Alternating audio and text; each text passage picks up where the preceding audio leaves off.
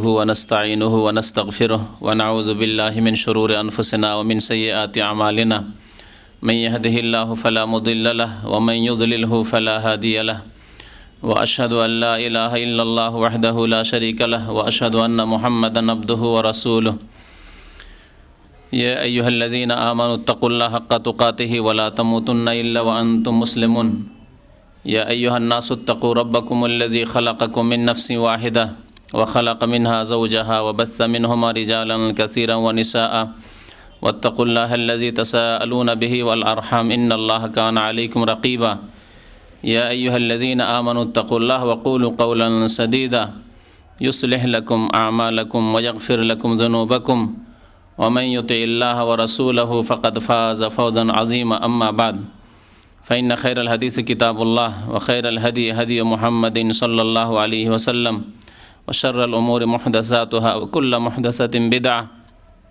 وكل بدعة ضلالة وكل ضلالة في النار أعوذ بالله من الشيطان الرجيم بسم الله الرحمن الرحيم ومن يشاقق الرسول من بعد ما تبين له الهدى ويتبع غير سبيل المؤمنين نوليه ما تولى ونصليه جهنم وساءت مصيرا وقال الله تعالى في موضع آخر وما آتاكم الرسول فخذوه وما نهاكم عنه فانتهوا মহান আল্লাহর সমস্ত প্রশংসা যে আল্লাহ পাক রব্বুল আলামিন আমাদেরকে সৃষ্টি করেছেন এবং আমাদেরকে হিদায়াত করেছেন দ্বীন ইসলামের জন্য দেখিয়েছেন আমাদেরকে রাসূলুল্লাহ সাল্লাল্লাহু আলাইহি ওয়াসাল্লামের নিয়ে আসা সত্য পথ দ্বীন ইসলামের পথ সে আল্লাহরই সমস্ত প্রশংসা যিনি অসংখ্য মানুষের মাঝে থেকে আমাদেরকে আল্লাহ পাক রব্বুল আলামিন দ্বীন ইসলামকে বোঝার এবং তার প্রতি আমল করার তৌফিক দিয়েছেন। আল্লাহ যাদেরকে এই তৌফিক দিয়েছেন তাদের শুকরিয়া আদায় করা উচিত, বলুন আলহামদুলিল্লাহ। দরুদ ও সালাম নাজিল হোক আমাদের প্রিয় নবী শেষ নবী মুহাম্মদুর রাসূলুল্লাহ সাল্লাল্লাহু আলাইহি ওয়াসাল্লামের প্রতি, যিনি এমন একটি সত্য পথ আল্লাহর পক্ষ থেকে মানব জাতিকে দেখিয়েছেন, যার প্রতি অটলতাই হচ্ছে জান্নাত হাসিলের জামিন, যার প্রতি কায়েম থাকা এবং যেই রাস্তায় চলাই হচ্ছে জান্নাতের রাস্তায় চলা, আর যেই রাস্তার ওপর থাকাই হচ্ছে জাহান্নাম থেকে বাঁচার একমাত্র উপায়। আল্লাহুম্মা সাল্লি আলাইহি আল্লাহুম্মা বারিক আলাইহি। গত মঙ্গলবারে এবং শুক্রবারেও আলোচনা হয়েছে চরমোনাই সম্পর্কে, তরিকা চরমোনাই। তাদের তরিকা হচ্ছে চিশতিয়া সাবেরিয়া। এই তরিকা সম্পর্কে আলোচনা হয়েছে। তাদের একটি কিতাব থেকেই আলোচনা এতদিন চলছে। তাদের বেশ কিছু কিতাব রয়েছে যেসব কিতাবে শিরক বিদাত এবং ভিত্তিহীন কথাবার্তা, কোরআন এবং হাদিস বিরোধী কথাবার্তা তে ভরপুর। তার একটি কিতাব হচ্ছে ভেদে মারিফত বা ইয়াদে খোদা। এই কিতাবটি নিয়েই বিস্তারিত আলোচনা হচ্ছে, যাতে করে উম্মতকে সতর্ক সাবধান করা যায় আর শিরক বিদাতের জালে না ফেসে যায়। আরেকটি কিতাব হচ্ছে মাওয়াইজে কারিমিয়া, যা ফজলুল করিম সাহেবের বক্তব্যের বয়ান, আর যাতে শিরক বিদাত কুফরি কথাই ভরা রয়েছে, তাও ইনশাআল্লাহ তাআলা বয়ান করা হবে। আর একটি কিতাব এসছে আমাদের কাছে, এক ভাই জাযাহুল্লাহ খায়ের, তার কাছে ফটোকপি করা ছিল আশেক মাশুক বা ইশকে এলাহি। গত মঙ্গলবারে বলেছিলাম যে আল্লাহ সম্পর্কে ইশক আর আশেক মাশুক, এই প্রেম, ইশক মানে হচ্ছে প্রেম, হ্যাঁ। তো এসব কথা হচ্ছে চরম বেয়াদবি, যা কুফরি পর্যন্ত পৌঁছাতে পারে। এই বেয়াদবি, যে বেয়াদবি মানুষ মায়ের সাথে করে না, বাবার সাথে করে না, বোনের সাথে করে না, কেউ করে না এইসব বেয়াদবি। তো এ ইশক মাশুক বা ইশকে এলাহি, আল্লাহর সাথে এরা প্রেম করে।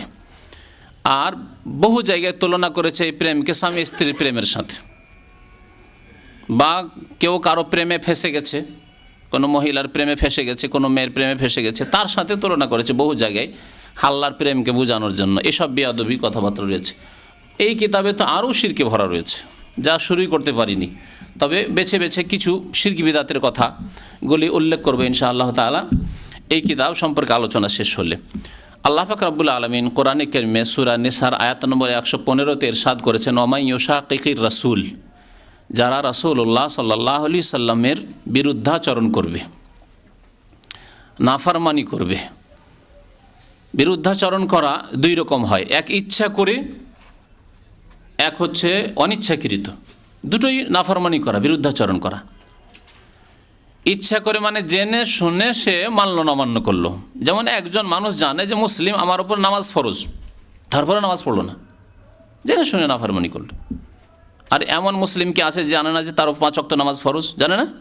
প্রত্যেক মানুষ জানে। তাহলে বেনামাজি জানে যে তার উপর নামাজ ফরজ, অথচ নামাজ পড়ে না। সে জেনে শুনে রাসূলুল্লাহ সাল্লাল্লাহু আলাইহি ওয়াসাল্লামের নাফরমানি করলো, বিরুদ্ধাচরণ করলো। এভাবে বহু পাপের ক্ষেত্রে, চুরি করা, বেঈমানি করা, আত্মসাৎ ইত্যাদি, কে জানে না যেগুলি হারাম কাজ? সুদ খাওয়া, ঘুষ খাওয়া, কে জানে না যেগুলি হারাম কাজ? শিরিক করা, কে জানে না যে হারাম সবচাইতে বড় জুলম হচ্ছে, সবচাইতে বড় পাপ হচ্ছে, গুনাহ হচ্ছে শিরক? জেনে শুনে যারা করলো, বিশেষ করে যারা হুজুর ধরনের লোক, মাদ্রাসায় পড়েছে অথচ তারা শিরক বিদাতে লিপ্ত, এরা জেনে শুনে রাসূলুল্লাহ সাল্লাল্লাহু আলাইহি ওয়াসাল্লামের বিরুদ্ধাচরণ, নাফরমানি করে। আর এক নাফরমানি হচ্ছে না জেনে, বিশেষ করে বিদাতের ক্ষেত্রে, আর বহু ক্ষেত্রে শিরকের ক্ষেত্রেও। অনেকে জানে না যে এগুলি শিরক, অনেকে জানে না যে এগুলি বিদাত। সাধারণ মানুষ, কোরআন হাদিস সম্পর্কে বেশি জ্ঞান নেই, এইভাবে শয়তান বিভ্রান্ত করেছে, নেকির আশা রয়েছে, তাই দেখেছে যে এগুলি হচ্ছে রাস্তা, হুজুররা বলছেন, ধরে ফেলেছে বিদাতি হুজুরদের কথা, কিন্তু কোরআন হাদিসে নেই। তাহলে এরাও রাসূলুল্লাহ সাল্লাল্লাহু আলাইহি ওয়াসাল্লামের নাফরমানি করলো, এরাও নবী করিম সাল্লাল্লাহু আলাইহি ওয়াসাল্লামের বিরুদ্ধাচরণকারী, কিন্তু না জেনে। তাদেরও শাস্তি রয়েছে। তবে যারা জেনে শুনে নাফরমানি করে তাদের শাস্তি আরও বেশি। তো আল্লাহ পাক রব্বুল বলছেন, ওমাই ইউশাকিকির রাসূলা, যারা রাসূলের বিরুদ্ধাচরণ করলো, নাফরমানি করলো, জেনেই করুক আর না জেনেই করুক, পাপী গুনাহগার উভয়ে। মিন বাদি মা তাবায়্যানা লাহুল হুদা, আল্লাহ বলছেন হিদায়াত স্পষ্ট হয়ে যাওয়ার পরে। মুসলিমের কাছে এই মৌলিক কথা স্পষ্ট, যে কোনো মুসলিম হোক না কেন, সে বিদাতি হোক আর সুন্নতের অনুসারী হোক, প্রত্যেক মুসলিমের কাছে এ কথা স্পষ্ট যে আল্লাহ পাক একজন রাসূল পাঠিয়েছেন শেষ রাসূল করে, যার আনুগত্য করা সারা বিশ্বের মানুষের জন্য ফরজ। বিশেষ করে মুসলিম যে নিজেকে বলে যে মুসলিম হয়েছে, সে নিজের ওপর এটা ফরজ করে নিয়েছে যে আমি মুসলিম হয়ে গেছি, সুতরাং আমি রাসূলুল্লাহ সাল্লাল্লাহু আলাইহি ওয়াসাল্লাম ছাড়া আর কারো রাস্তার, আর অন্য কোনো পথের, আর অন্য কোনো তরিকার পৈরবী করব না, অনুসরণ করব না, অনুসরণ করবো একমাত্র রাসূলুল্লাহ সাল্লাল্লাহু আলাইহি ওয়াসাল্লামকে। এই কথা স্বাভাবিক, তার জ্ঞান হওয়া উচিত, যেটি ফরজ, যে ইবাদত বন্দেগী করব একমাত্র আল্লাহ পাক রব্বুল আলামিনের, আর ইবাদত বন্দেগী করব একমাত্র প্রিয় রাসূল সাল্লাল্লাহু আলাইহি ওয়াসাল্লামের তরিকা অনুযায়ী, অন্য কোনো তরিকা দিয়ে নয়। না নিজামুদ্দিন আউলিয়ার তরিকা দিয়ে, না আলাউদ্দিন সাবেরের তরিকা দিয়ে, না কারি ইব্রাহিমের তরিকা দিয়ে, না গঙ্গহির তরিকা দিয়ে, না ইমদাদুল্লাহ তরিকা দিয়ে, এসব তরিকা দিয়ে নয়। ইবাদত করব একমাত্র মুহাম্মদুর রাসূলুল্লাহ সাল্লাল্লাহু আলাইহি ওয়াসাল্লামের তরিকা দিয়ে। এই কথা প্রত্যেক মুসলিমের জন্য জানা ফরজ, যেটি সুস্পষ্ট কথা। আল্লাহ পাক তাই বলছেন, মিন বাদি মা তাবায়্যানা লাহুল হুদা, হিদায়াত সঠিক পথ সুস্পষ্ট হয়ে যাওয়ার পরে যদি রাসূলের নাফরমানি করে, বিশেষ করে যাদেরকে জানিয়ে দেওয়া হলো যে ভাই তোমাদের এই কিতাবগুলিতে শিরক বিদাতে ভরা, তাদের জন্য হিদায়াত স্পষ্ট হয়ে গেল, তাদেরকে সতর্ক সাবধান করে দেওয়া হলো, খবরদার এই রাস্তায় চলিও না, এই রাস্তায় চোর ডাকাত বসে আছে, তোমাদের টাকা পয়সা ছিনিয়ে নেবে। যদি সতর্ক করে তারপরে যদি হুজ্জতি করে যায় কেউ আর ছিনতাই হয়, তাহলে দোষ তার। আপনাকে জানিয়ে দিল খবরদার এই রাস্তায় চলিয়েন না, এই চরমনাই তরিকায় চলিয়েন না, এই চিস্তিয়া সাহাবেরি এসব তরিকায় যেন না, কাদেরিয়া মুজাদ্দিদি এসব তরিকায় যেন না, আপনি যেন না নকশবন্দি তরিকে, আপনি যেন না ইত্যাদি সাহারওয়ার্দি তরিকা, যত তরিকা রয়েছে এসব তরিকা নয়, আল্লাহ রসুলের দেওয়া তরিকা হচ্ছে তরিকায়ে মুহাম্মাদিয়া। ব্যাস, তারপরে এসব পথে আপনি চললেন, মনে করলেন যে এসব পথ দিয়েই চললেই বা এসব পথ ধরলেই আল্লাহকে পাবো। মিন বাদি মা তাবায়্যানা লাহুল হুদা, আপনার জন্য হেদায়েত স্পষ্ট হয়ে গেছে, আপনাকে সতর্ক সাবধান করে দেওয়া হয়েছে। ওয়াত্তাবি গায়রা সাবিলিল মুমিনিন, আল্লাহ এতটুকু করেই ক্ষান্ত হননি, আরও আল্লাহ স্পষ্ট করার জন্য বলছেন তারা মুমিনগণের রাস্তা ছেড়ে দিয়ে অন্য রাস্তার অনুসরণ করলো। আচ্ছা, আপনাদেরকে জিজ্ঞাসা করি, যখন এই আয়াত নাজল হয় তখন যেসব মুমিনগণ ছিলেন এই দুনিয়াতে, পৃথিবীতে, তাদেরকে কি বলা হয়? সাহাবায়ে কেরাম রাদিয়াল্লাহু তাআলা আনহুম, ঠিক কিনা? তখন কি তাবেঈনরা ছিল? তাবেঈনদের জামানায় কোরআন নাজল হয়নি।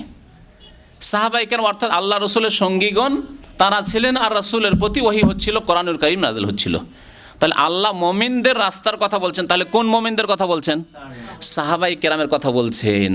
আজকে 1200, 1300, 1400, 1500 বছর পরের মুমিনদের কথা বলা হয়নি।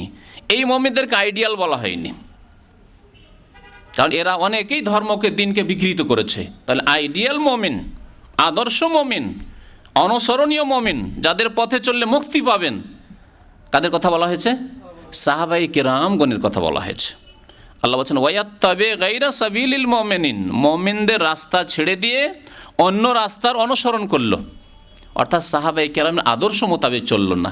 এখন আপনাদেরকে জিজ্ঞাসা করি, সাহাবায়ে কেরামদের জামানায় এ চিশতিয়া সাবিরি অর্থাৎ চরমনাই তরিকা ছিল? ছিল সরসিনা তরিকা? ছিল মুজাদ্দিদি তরিকা? ছিল নকশবন্দি তরিকা? ছিল নিজামুদ্দিন আউলিয়া তরিকা? ছিল না, এসব ছিল না, স্পষ্ট কথা ছিল না। কারণ এই লোকগুলি যাদের নামে নামকরণ হয়েছে, কারণ শুরু করব এই সাবেরিয়া নাম যে হয়েছে আলাউদ্দিন সাবেরের ঘটনা দিয়ে শুরু করব, শিরকি ঘটনা দিয়ে। তো যখন ছিল না, তাহলে বোঝা যাচ্ছে যে যারা এইসব রাস্তায়, চরমনাই রাস্তায় চলে, শর্ষিনা রাস্তায় চলে, এই চিশতি, নকশবন্দি এসব রাস্তায় চলে, তারা মুমিনগণ সাহাবায়ে কেরামের রাস্তা ছেড়ে দিয়ে অন্য রাস্তার অনুসরণ করে ফেলেছে। ওয়ায়াত্তাবি গায়রা সাবিলিল মুমিনিন, মুমিনগণের রাস্তা ছেড়ে দিয়ে অন্য রাস্তার অনুসরণ করে ফেলেছে। আল্লাহ বলছেন তাদেরকে কি করব? আল্লাহ বলছেন জবরদস্তি বাধা দেব না। অন্য রাস্তায় চলে গেছে, আমি তাদেরকে বাধা দেব না জবরদস্তি। আল্লাহর নীতিমালা এই নয়, জবরদস্তি করে আল্লাহ হিদায়াত করেন না কাউকে। আল্লাহ বলছেন নুওয়াল্লিহি মা তাওয়াল্লা, সে যেদিকে যেতে চাইবে, যেদিকে ফিরবে, সেদিকে আমি ফিরিয়ে দেব। মুখ ফিরালেন ডান দিকে, বাম দিকে, ওইদিকে ওইদিকে, ওই তরিকা ওই তরিকায়, আল্লাহ ওইদিকে চালিয়ে দেবেন।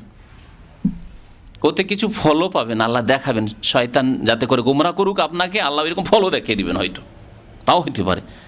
কিন্তু আপনি নবীর রাস্তা থেকে সরে গেছেন, বাস এইটুকু, আপনি জেনে সরেছেন অথবা না জেনে সরেছেন, এটা আপনার জন্য জানা ফরজ ছিল এবং তার প্রতি আমল করা ফরজ ছিল। ফল হতে পারে অনেক সময়, মনের কামনা বাসনা পূরণ হতে পারে অনেক সময়, হয় অনেক সময়। আল্লাহ জবরদস্তি যেহেতু হিদায়াত করেন না, যদি কোনো কাজই না হতো, সেখানে গিয়ে কোনো লাভই না হতো, তাহলে মানুষ যেত না। কিছু লোক যেত, ধর ওখানে গিয়ে লাভ হয় না, মাজারে গিয়ে লাভ হয় না, তাহলে যেত না, এই ব্যবসা বন্ধ হয়ে যেত, ইবলিস শয়তানের ব্যবসা বন্ধ হয়ে যেত, শিরকি কুফরির ব্যবসা বন্ধ হয়ে যেত, তাহলে জাহান্নাম খালি থেকে যেত। আল্লাহ জাহান্নামকে ভরবেন, তাই বলছেন ওয়ালাউ শি'না লাআতাইনা কুল্লা নাফসিন হুদাহা। সূরা সিজদায় আল্লাহ পাক ইরশাদ করেছেন, আমি যদি চাইতাম তো প্রত্যেক মানুষকে হিদায়াত দিয়ে দিতাম, জবরদস্তি তাকে জানিয়ে দিতাম খবরদার এই রাস্তায় চলবে না। যেভাবে হোক আল্লাহ জানিয়ে দিতেন, ফেরেশতার মাধ্যমে হোক, আর কোনো এক জায়গায় ভালো শিক্ষা দিয়ে হোক, যেমনই ওই কাজে গেছে তেমনই সাথে সাথে পানিশমেন্ট হয়ে গেল, হুঁশ হয়ে গেল না। আল্লাহ পাক ওইভাবে পৃথিবীতে সংশোধন করেন না মানুষের। লা আতাইনা কুল্লা নাফসিন হুদাহা ওয়ালাকিন হাক্কাল কাউলু মিন্নি, তবে আমার পক্ষ থেকে যে কথা স্পষ্ট হয়ে গেছে, আমার পক্ষ থেকে যে কথা স্পষ্ট, তা হচ্ছে লা আমলা আন্না জাহান্নাম, আমি জাহান্নামের সাথে ওয়াদা করেছি, জাহান্নামকে আমি পরিপূর্ণ করে ভর্তি করব, মিনাল জিন্নাতি ওয়ান নাসি আজমাইন, জিন দিয়ে, এই জিনদের মধ্যেকার যেগুলো শয়তান, ইবলিসের চেলা, যেগুলিকে দেখতে পায় না, তাদেরকে দিয়ে আল্লাহ ভরবেন, ওয়ান নাসে, এবং মানুষকে দিয়ে আল্লাহ জাহান্নামকে ভরবেন। তাহলে জাহান্নাম ভর্তি হবে, জান্নাত খালি থাকবে। হাদিসে রয়েছে জান্নাতে সমস্ত জান্নাতীরা চলে যাওয়ার পরেও বহু জায়গায় খালি থেকে যাবে। সহিহ বুখারীর হাদিস রয়েছে, আল্লাহ পাক রব্বুল আলামিন একটি সৃষ্টি তৈরি করবেন, তাদেরকে দিয়ে জান্নাতের ওই খালি জায়গাগুলি পূরণ করবেন আল্লাহ পাক রব্বুল আলামিন। তাহলে জান্নাত খালি থাকার কথা বলা হয়েছে, জাহান্নাম খালি থাকবে না। তো আল্লাহ বলছেন নুআল্লিহি মা তাওয়াল্লা, যেদিকে ফিরতে চাইবে সেদিকে ফিরিয়ে দেবো, নুসলিহি জাহান্নাম। এইভাবে যখন ভুল পথে চলে যাবে, ভুল তরিকা ধরে নেবে, নবীর তরিকা বাদ দিয়ে, নুসলিহি জাহান্নাম, তাদেরকে আমি দাখিল করব, প্রবিষ্ট করব জাহান্নামে। ওয়াসাআত মাসিরা, এবং বড়ই নোংরা জঘন্য স্থান হচ্ছে জাহান্নাম, যাতে কোনো মঙ্গল নেই, কল্যাণ নেই। ওয়াসাআত মাসিরা। এখন আসুন বেশি আর কথা লম্বা না করে মাঝে মাঝে কোরআন এবং হাদিসের সেই দলিলগুলি পেশ করব যেগুলির বিরোধী কথাবার্তা রয়েছে এই চরমনাই তরিকায় এবং তাদের কিতাবারিতে। এই কিতাব ভেদে মারিফাত ইয়াদে খোদাস, এই কিতাবের পৃষ্ঠা নম্বর 66-67, তাতে কি আছে তা দেখুন। তাতে একটি বড় ঘটনা বর্ণনা করা হয়েছে। বলছেন হজরত আলাউদ্দিন সাবেরের একটি ঘটনা। আলাউদ্দিন সাবের কে? এই চরমনাই তরিকার পূর্বপুরুষ। সে সিলসিলা গত সপ্তাহে, গত শুক্রবারে আলোচনা করেছি। এই তরিকার নাম দিয়েছে তারা চিস্তিয়া সাবেরিয়া। ওই আলাউদ্দিন সাবেরের নামে সে তরিকার নাম হচ্ছে সাবেরিয়া। এই আলাউদ্দিন সাবেরের অবস্থা শোনেন, তারা কি তামাশা করতো ধর্মের নামে। বলছেন হজরত আলাউদ্দিনের জীবনের ভিতরে লেখা আছে, যে জীবনের ভিতরে লেখা আছে, তাহলে কোরআন হাদিসের কথা নয় এগুলি, হ্যাঁ লিখে দিয়েছে। কারো জীবনীতে যা লিখবেন তাই ছাপবে। আজকাল দোষীকে নির্দোষী করে ইতিহাস লেখা হচ্ছে, আর নির্দোষীকে দোষী করে ইতিহাস লেখা হচ্ছে। সে রাজনৈতিক ক্ষেত্রে হোক আর ধর্মের ক্ষেত্রে হোক, সেটা চোখের সামনে স্পষ্ট প্রমাণ। আকবরের মতো বেদিনকে ভারতের ইতিহাসে লেখা হয়েছে মহামতি আকবর, ঠিক কিনা?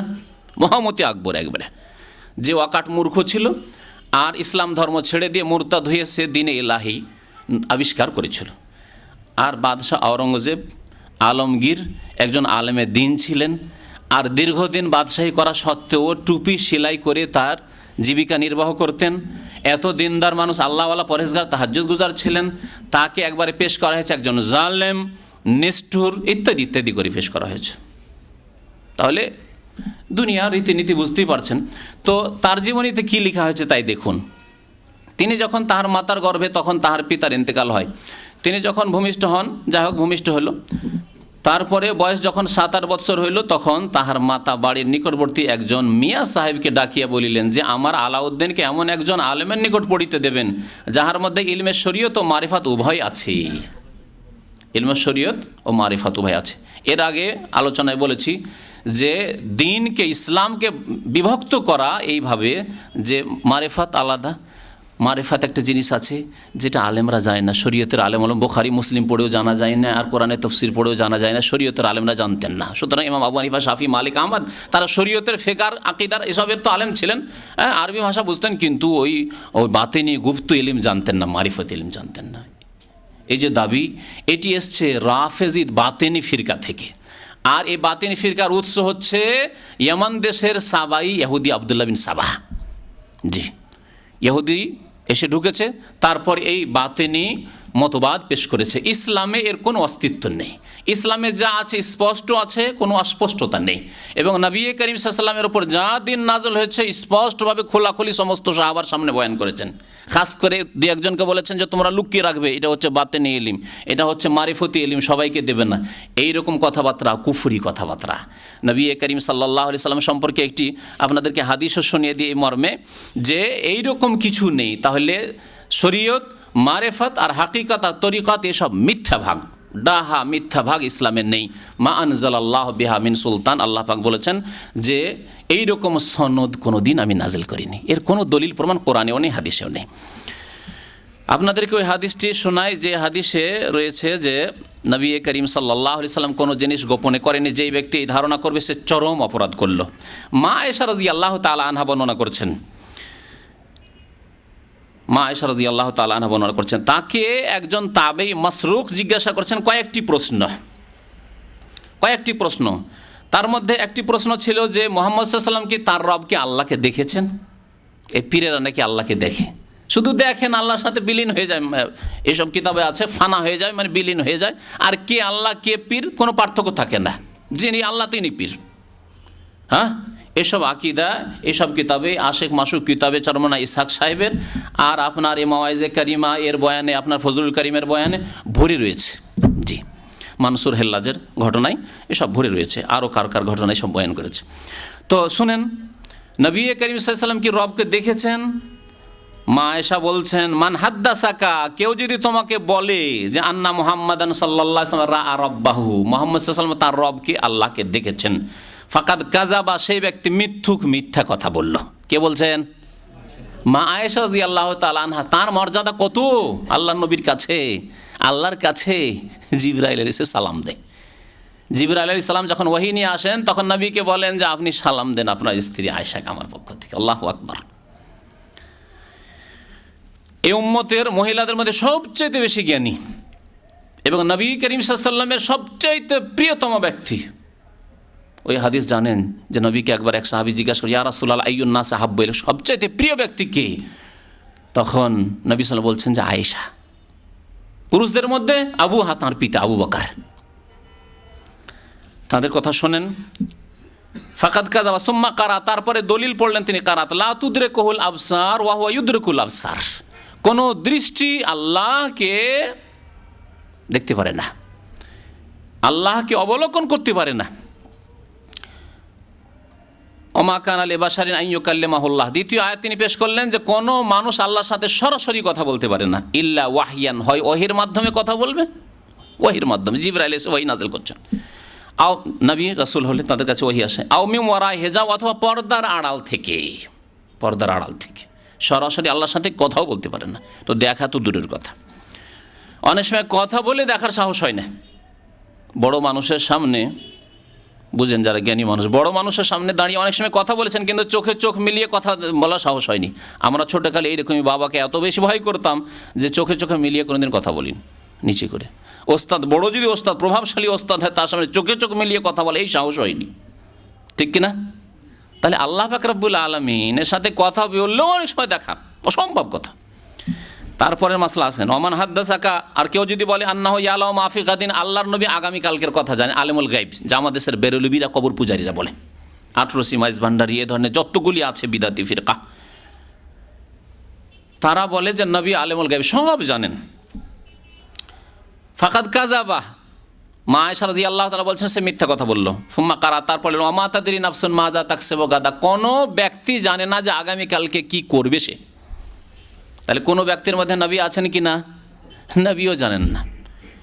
বরং আরও স্পষ্ট আয়াত রয়েছে, ওয়ালা আলামুল গাইব, আল্লাহ বলছেন হে নবী তুমি বলে দাও যে আমি গাইব জানি না, অদৃশ্যের কথা জানি না, চোখের আড়ালের কথা জানি না, ভবিষ্যতে কী হবে তা জানি না। আসুন আরও আরেক বিষয়ের মধ্যে, ওমান হাদ্দাসাকা, মা আয়েশা বলছেন আর তোমাকে যদি কেউ বলে হে মাসরুক, তাবেইকে বলছেন আন্নাহু কাতামা, নবী করিম সাল্লাল্লাহু আলাইহি সাল্লাম কিছু কথা গোপন রেখেন, সবাইকে বলেননি, স্পষ্ট করে সবাইকে বলেননি, মানে মারিফতি ইলম ছিল বিশেষ বিশেষ লোকদেরকে দিয়েছেন। ফাকাদ কাযাবা, সেই ব্যক্তি মিথ্যুক।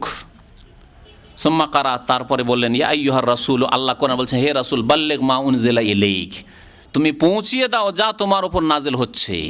যদি তুমি পৌঁছিয়ে না দাও সবার কাছে, সব সাহাবীকে একরকমভাবে পৌঁছে দিতে হবে, যে আসবে সামনে সবাইকে পৌঁছাতে হবে সমানভাবে।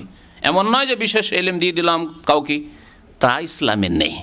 যার নাম হবে পরে মারিফতি ইলম হবে, এসব নেই ইসলামে। বাল্লিগ মা উনজিলা ইলাইকা মির রাব্বিক ওয়া ইন লাম তাফআল, যদি এরকম না করো, সবাইকে দিনের কথা স্পষ্ট করে না বলে দাও, আর তাদের দাবি দিনের একটি অংশ হচ্ছে মারিফত, তাই স্পষ্ট করে না বলে দাও, ফামা বাল্লাগতা রিসালাতাহ, তাহলে আপনি আপনার পয়গাম তাদের পর্যন্ত পৌঁছালেন না। কে বলছেন? আল্লাহ পাক রব্বুল আলামিন বলছেন।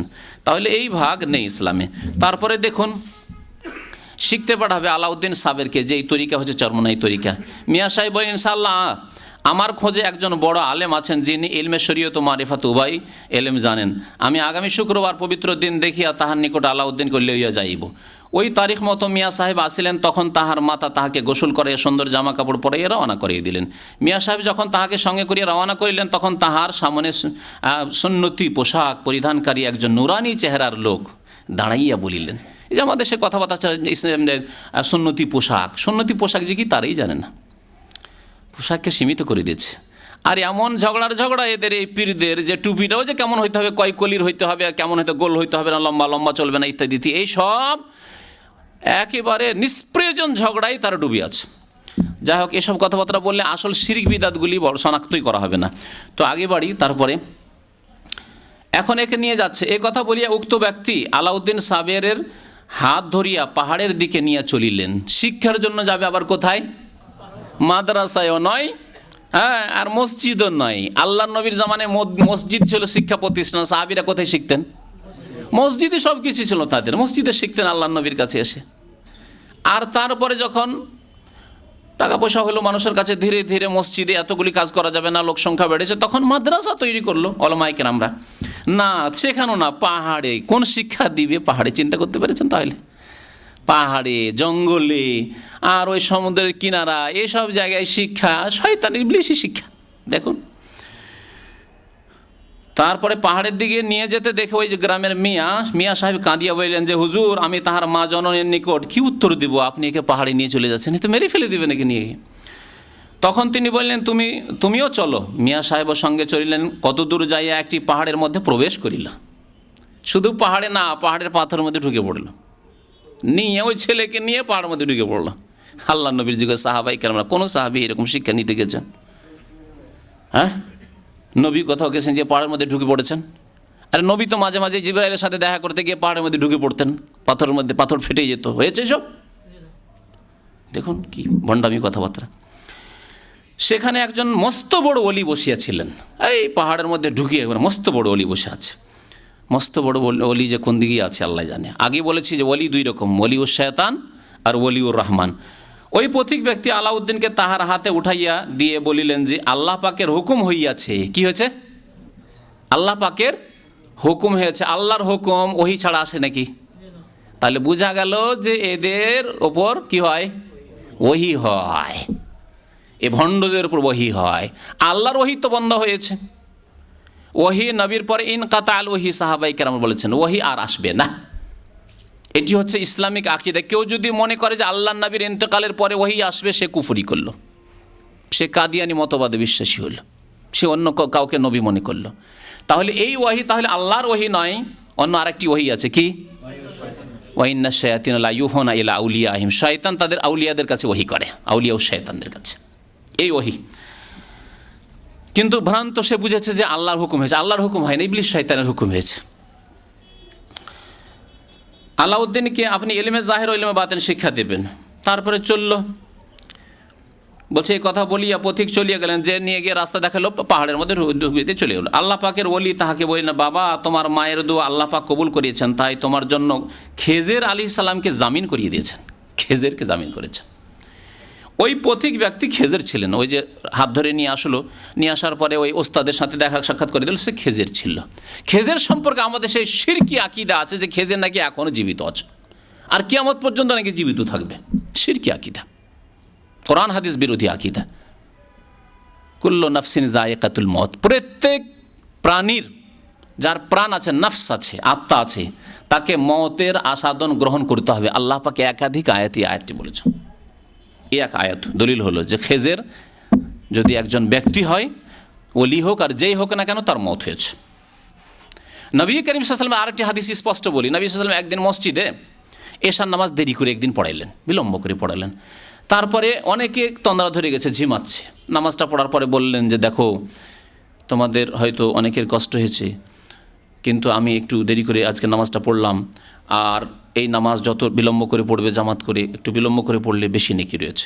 তারপরে বললেন যে আজকে তোমাদেরকে একটি কথা বলছি, আজকে থেকে নিয়ে আগামী 100 বছরের মধ্যে যারা আজকে পৃথিবীতে বেঁচে আছে, সহিহ বুখারীর হাদিস, যারা আজকে পৃথিবীতে বেঁচে আছে তাদের কেউ পৃথিবীতে হায়াতে থাকবে না, মারা যাবে, কেউ বেঁচে থাকবে না আজকে থেকে 100 বছরের মধ্যে। নবী করিম সাল্লাল্লাহু আলাইহি ওয়াসাল্লাম এই হাদিসটি বললেন তার জীবদ্দশায়। দেখুন, তখন সাহাবাই কেরাম, যত সাহাবাই কেরাম ছিলেন, 110 হিজরিতে শেষ সাহাবী আবু তুফাইলের ইন্তেকাল হয়ে গেল, আর কোনো সাহাবী বেঁচে থাকেননি। যারা নবী সাল্লাল্লাহু আলাইহি ওয়াসাল্লামকে দেখে সাক্ষাতে ভাগ্যবান হয়েছেন, তাদের কেউ 110 হিজরির পর বেঁচে থাকেননি। দেখলেন নবীর মুজিজা, নবীর ওয়াহির মাধ্যমে কথা। নবী সাল্লাল্লাহু আলাইহি ওয়াসাল্লাম যদি শেষ বছরে বলে থাকেন ইন্তেকালের বছর 10ম হিজরিতে, তাহলে 110 হিজরি, 100 বছর হয়ে যাচ্ছে। 100 বছর পরে আর কেউ পৃথিবীতে বেঁচে থাকবে না। তাহলে তার মধ্যে খাজির যদি বেঁচেও থাকে, মুসা আলাইহিস সালামের যুগ থেকে হতে পারে, আগেই মারা গেছে, যদি বেঁচেও থাকে ধরে নিলাম, তাহলে নবী সাল্লাল্লাহু আলাইহি ওয়াসাল্লামের এই ভবিষ্যৎবাণীর মাধ্যমে তার কথা সত্য। সাদাকাল্লাহু ওয়া রাসূলুহু, আল্লাহ এবং রাসূল সত্য বলেছেন। খেজেরও বেঁচে নেই, মারা গেছে। কিন্তু এদের ভ্রান্ত ধারণা, শয়তান আসে রূপ ধরে, আলখাল্লা জুব্বা লাগিয়ে, সুন্নতি পোশাক তাদের ভাষায় পরে, আর এসে এদেরকে গুমরা করে, বলে আমি খেজের, আমি অমুক, এভাবে গুমরা করে তাদেরকে। আলাউদ্দিনের মায়ের দোয়া কবুল হওয়ার ভেদ এই যে, আচ্ছা দোয়াও কবুল হচ্ছে কেমন করে দেখেন, দোয়া করার তরিকা দেখেন। তিনি প্রতি বৃহস্পতিবার শেষ রাত্রে নিজের গলায় রশি লাগিয়ে দোয়াও করছে, আবার গলাতে রশি লাগিয়ে। দেখছেন, আছে কোনো কোরআনের আয়াতে পাবেন? হাদিসে আছে? একটি হাদিস যদি কেউ দেখাতে পারে তাহলে আমি তো তার কাছে তওবা করব, তার তরিকা ধরবো, আমিও এরকমই দোয়া করব। গলায় রশি লাগিয়া তাহা ঘরের আড়ার সঙ্গে বাঁধিয়া, শুধু রশি লাগিয়া নয়, ঘরের আড়া কাকে বলে? হ্যাঁ, বাতা বা তীর বা কিছু, যাই হোক, হ্যাঁ, বাংলা ঘরে হয়তো যা থাকে ঘরের ঘরে, আল্লাহর দরবারে বুক ভাসাইয়া রোনাজারি করিতেন ও এই দোয়া করিতেন যে, হে মাবুদ, তুমি আমার আলাউদ্দিনকে দুনিয়া ও আখিরাতের এলেম দান করো।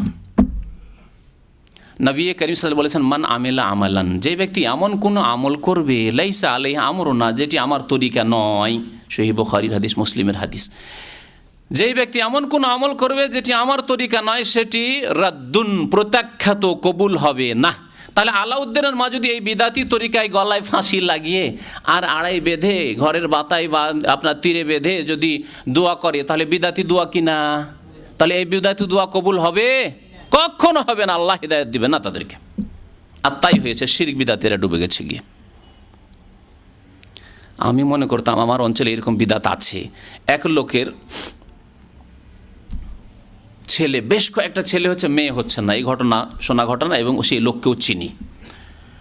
স্বামী স্ত্রী তাদেরকে কোন জাহেল মূর্খ লোকে বলেছে যে তোমরা এক গলা পানিতে গিয়ে ডুব দিবে রাত্রে, আর ডুব দিয়ে গিয়ে ডুবে দোয়া করবে। শুধু স্বামী স্ত্রী নয়, তার খালা, ছেলের খালাও নিবে।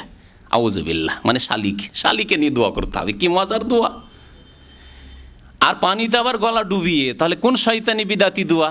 শয়তান কিভাবে গুমরাহ করছে? এগুলি গ্রামে গঞ্জে এই ধরনের বিদাতি তরিকার দোয়া রয়েছে। তার একটি দোয়া হচ্ছে, এই কিতাবে 2-3 বার এই দোয়ার কথা উল্লেখ করা হয়েছে বিভিন্ন ঘটনাতে, গলাতে রশি বেঁধে ফাঁসির মতো লাগিয়ে দোয়া করা দরকার। মা আনজালাল্লাহু বিহা মিন সুলতান, আল্লাহ এর কোনো সনদ প্রমাণ নাজিল করেননি। এই তরিকার যে প্রবক্তা, এই তরিকার নামে, চরমনাই তরিকার নামে হচ্ছে চিশতিয়া সাবেরি, এই আলাউদ্দিন সাবেরের এই অবস্থা, তার মায়ের এই অবস্থা। তারপরে শুনেন না আরো মজার কথা। একদিন বলছে যে আমার মাতা সাহেবানিও, এই ইসহাক সাহেব, এই ফজলুল করিমের বাবা ইসহাক সাহেব যে পীর, বড় পীর তাদের, এই চরমনাইয়ের বড় পীর বলছেন যে আমার মাতা বড় আবেদা ছিলেন, মাতা সাহেবানিও আবেদা ছিলেন। তিনি একদিন আমার নিকট বলিলেন, ফতুয়া জিজ্ঞেস করলেন ছেলেকে, বাবা ইসহাক, তুমি যখন উজানিতে পড়িতে গিয়াছ, তখন আমি তোমার শোকে বেচাইন হইয়া গলায় দড়ি লাগাইয়া তাহা আড়ার সঙ্গে বাঁধিয়া তোমার জন্য দোয়া করিয়াছি। দেখলেন, তাহলে এই বিদাতে এরা সবাই ডুবে আছে। যেমন আলাউদ্দিন সাহেবের ডুবে আছে, তার মা ডুবে আছে এই বিদাতে, তেমন ডুবে আছে চরমনাইয়ের মা ইসহাক সাহেবের মা। আর তারপরে মুফতি সাহেবের ফতুয়া দেখেন, কত সুন্দর ফতুয়া। দোয়া করে ইহা জায়েজ কিনা? সুবহানাল্লাহ, ফতুয়া জিজ্ঞাসা একজন মহিলার ভুল হতে পারে, তাহলে সঠিক রাস্তা দেখাতে হবে কিনা? কি গুমরাহির রাস্তা দেখাচ্ছে শুনেন। আমি উত্তর করিলাম, ইসহাক সাহেব বলছেন, লেখক নিজে, আমি উত্তর করিলাম, আমার জন্য হাজার বুলন্দ নসিব। এমন এমন উর্দু ভরা বাংলা যে আপনাদের বুঝতে হয়তো অসুবিধা হবে। অসুবিধা হচ্ছে নাকি? বুলন্দ নসিব মানে ভাগ্য, খুব উঁচা ভাগ্য। ইহাতে নাজায়েজ কিছু হয় নাই, ইহাতে নাজায়েজ কিছু হয় না। খুব ভালো কাজ করেছো তুমি, গলায় রশি বেঁধে ফাঁস লাগিয়ে, আর তুমি যে আমার জন্য দোয়া করেছো, খুব ভালো কাজ করেছো। আল্লাহ নবী বলছেন, ফাহুয়া রাদ্দুন, রিজেক্টেড, মারদুদ, যে এমন কোন আমল করবে যা সুন্নতি তরিকা নাই, নবীর তরিকা নাই।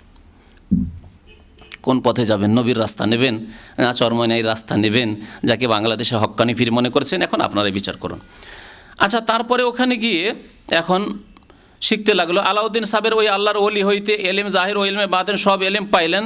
তৎপর তাহার মাতা তাহাকে তাহার মামা ফরিদউদ্দিন শকরগঞ্জের খেদমতে নিয়ে গেলেন। ফরিদউদ্দিন শকরগঞ্জ আর এক পীর ছিল, এক ভণ্ড ছিল, এর কাছে নিয়ে গেল আবার মামা আলাউদ্দিন সাবেরের। আর বললেন, ভাই, এই আলাউদ্দিনকে একজন ওলির নিকট নিয়ে গিয়েছিলাম, তিনি খুব দোয়া করিয়েছেন, আপনি আলাউদ্দিনকে কিছু দোয়া দিয়ে দেন। হযরত ফরিদউদ্দিন বলিলেন, বাবা আলাউদ্দিন, তুমি আমার বাবুর্চিখানায় থাকিয়া লোকগণকে খাদেম দিয়া খাওয়াইবা, মানে খাদেমের মাধ্যমে তুমি খাওয়াইবা, মুদির, হ্যাঁ, ম্যানেজার হয়ে, সুপারভাইজার, ফোরম্যান, যাই বলেন। তারপরে বাবা আলাউদ্দিন তুমি, হ্যাঁ, তাহার মাতা সাহেবানী বাড়ি চলিয়া গেলেন এবং 1 বৎসর পর আসিয়া দেখিলেন যে আলাউদ্দিনের শরীরে মাত্র গোস্ত নাই, মানে গোস্তি নেই শরীরে, শুধু হাড় হাড্ডিটা আছে। 1 বছর পরে এসে দেখে মা এই অবস্থা দেখে তাহার মাতা সাহেবানী কাঁদিয়া বলিলেন, ভাই আমার ইয়েতিম আলাউদ্দিন আপনার নিকট রেখে গেলাম, বড়ই পরিতাপের বিষয়, আপনি তাহার দিকে সামান্যতম লক্ষ্য রাখেন নাই, নচেত এই অবস্থা হইতো না। হজরত ফরিদউদ্দিন আলাউদ্দিনকে জিজ্ঞাসা করিলেন, বাবা আলাউদ্দিন, এই 1 বৎসর যাবৎ তুমি কি খাইয়াছ? 1 বৎসর যাবৎ কি খাইয়াছ? উত্তর করিলেন, আল্লাহ পাকের জিকির খাইয়াছি। আল্লাহ পাকের জিকির খাইয়াছি। শুনেছেন কোনোদিন যে আল্লাহ নবী বলছেন আমি আল্লাহর জিকির খাই? কখনো না। সাহাবারা আর আল্লাহ নবীর সাথে এদের তুলনা চলে। যদি আল্লাহ নবীর হয় তবে আল্লাহর নবী, তিনি সাইয়্যিদুল মুরসালিন, তিনি সৃষ্টির সেরা, তাকে আল্লাহ রিসালাত দিয়েছেন, তার প্রতি কোরআন নাযিল করেছেন, সকাল বিকাল তার কাছে জিবরাইল আমিন আলাইহিস সালাতু সালাম এসেছেন। এই উম্মতের সবচেয়ে বড় ওলি, সবচেয়ে বড় আল্লাহর নেক বান্দা হচ্ছেন আবু বকর সিদ্দিক রাদিয়াল্লাহু তাআলা, 2 নম্বর ওমর ফারুক রাদিয়াল্লাহু তাআলা। তাদের সাহাবায়ে কেরামদের এইরকম জীবনে কোনোদিন হয়েছে? হ্যাঁ, যে আল্লাহর জিকির খেয়েছেন আর কিছুই খাননি? নবী সাল্লাল্লাহু আলাইহি ওয়াসাল্লাম পেটে পাথর বেঁধেছেন, কেন? জিকির খেয়ে দিয়ে থাকতেন। হাদিসে আসতো তো তিনি জিকির খাচ্ছেন, আছে কোনো জায়গায়? দেখছেন কি ভণ্ডামি। তারপর শোনেন, তখন তিনি জিজ্ঞাসা করেন, মামা জিজ্ঞাসা করছে, তুমি কেন খাওয়া দাওয়া করো নাই? তোমাকে বাবুর্চিখানায় ম্যানেজার বানাইছি, তবুও তুমি কিছু খাইতে পারো নাই কেন? আলাউদ্দিন উত্তর করিলেন, মামুজান, আপনি আমাকে লোকদের খাদেম দিয়ে খাওয়াইতে বলেছেন, কিন্তু আমাকে খাইতে অনুমতি দেন নাই। তিনি বললেন, খাওয়ার জন্য যদি অনুমতি ভিন্নভাবে দেওয়ার দরকার মনে করিয়া থাকো, তবে তুমি কেন পুনরায় অনুমতি নেও নাই? আলাউদ্দিন উত্তর করিলেন, আমি এখানে আসিয়াছি আল্লাহ পাকের প্রেম হাসিল করিতে, তাই দুনিয়ার খাওয়ার নিমিত্ত অনুমতি নিতে যাওয়া বেয়াদবি মনে করি। দুনিয়ার খাবারের অনুমতি নেওয়া বেয়াদবি মনে করে, কিন্তু আল্লাহর সাথে প্রেম করার কথা, ইশক মাশুক এসব বলতে তাদেরকে লজ্জা লাগে না এত বড় বেয়াদবি করতে। বুঝতে পেরেছেন?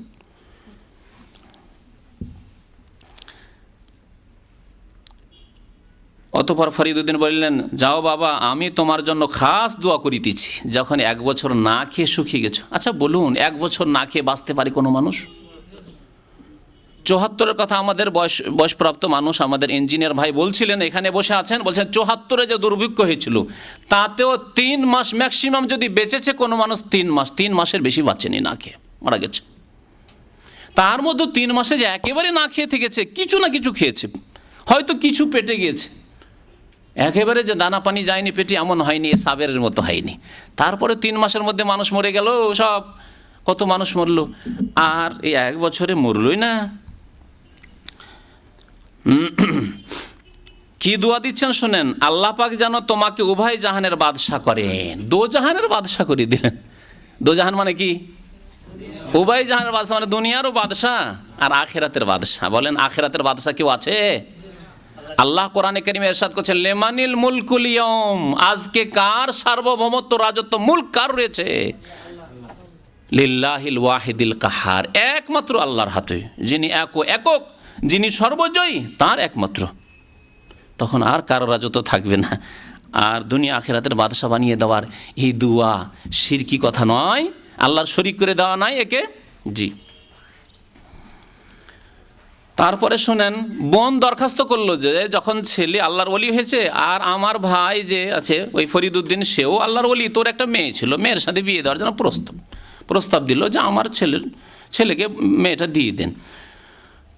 ভাইজান, আমার আলাউদ্দিন বড় হইয়াছে, দয়া করি আপনার কন্যাটি তাহার নিকট বিবাহ দেন। তিনি বললেন, বোন, তোমার আলাউদ্দিন এখন আল্লাহর প্রেমে বেহাল, আল্লাহর প্রেমে বেহাল হয়ে রয়েছে, একে মেয়ে দেওয়া যাবে না, একে মেয়ে দিয়ে কাজ হবে না। তারপরে বোন শুনলো না, হুজুতি করতে থাকলো। এই অবস্থা শান্ত না হওয়া পর্যন্ত তাহাকে বিবাহ করানো ঠিক হইবে না। সাহাবায়ে কেরাম বিয়ে করেছেন না করেননি? তারা আল্লাহকে ভালোবাসতেন না বাসেননি? এমন কোনো সাহাবী দেখাতে পারবেন যে বিয়ে করেননি তারা? এই জন্য যে আল্লাহর প্রেমে মত্ত আছি, বিয়ে করা চলবে না? আল্লাহর নবীর চাইতে কি আল্লাহকে ভালোবাসতো বেশি? এরকম কেউ দাবিদার আছে নাকি? কোনো তাগুত শয়তান যে দাবি করবে যে আল্লাহর নবী মোহাম্মদ চাইতেও বেশি আল্লাহকে ভালোবাসি আমি।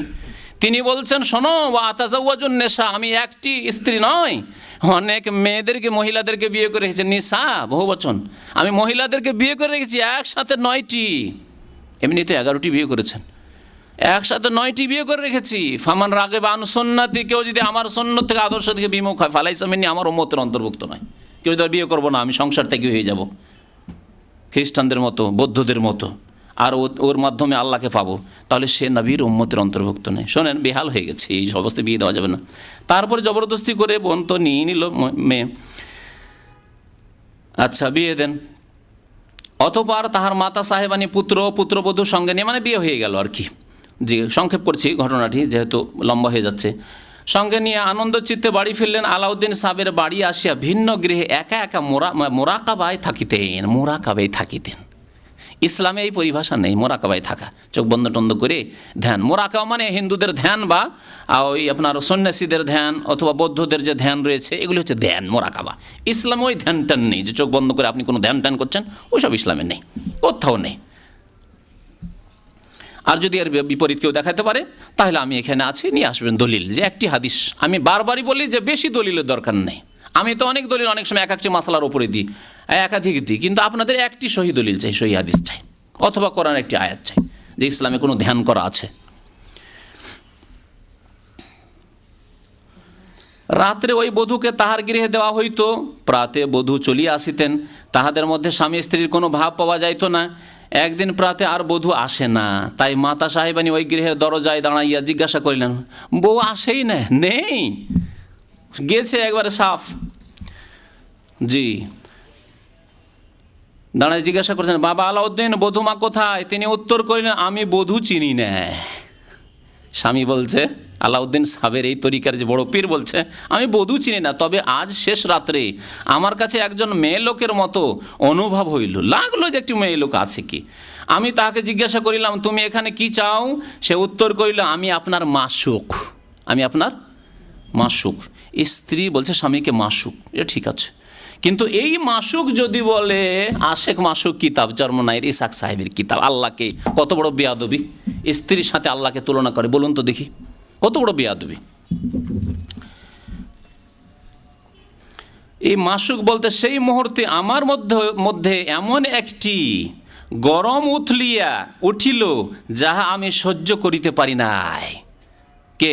আলাউদ্দিন সাহেবের স্ত্রী যেমনই মাসুক বলেছে, তেমনি মাসুক মানে ও তো মাসুক, ওই আল্লাহ মাসুককে চাইছে। হ্যাঁ, এমন উতলে উঠেছে যাহা আমি সহ্য করিতে পারি না। আমি বেহাল অবস্থায় বলিলাম, মাবুদ বিনে আমার কোনো মাসুক নাই। দেখলেন, মাবুদ বিনে আমার কোনো মাসুক নাই।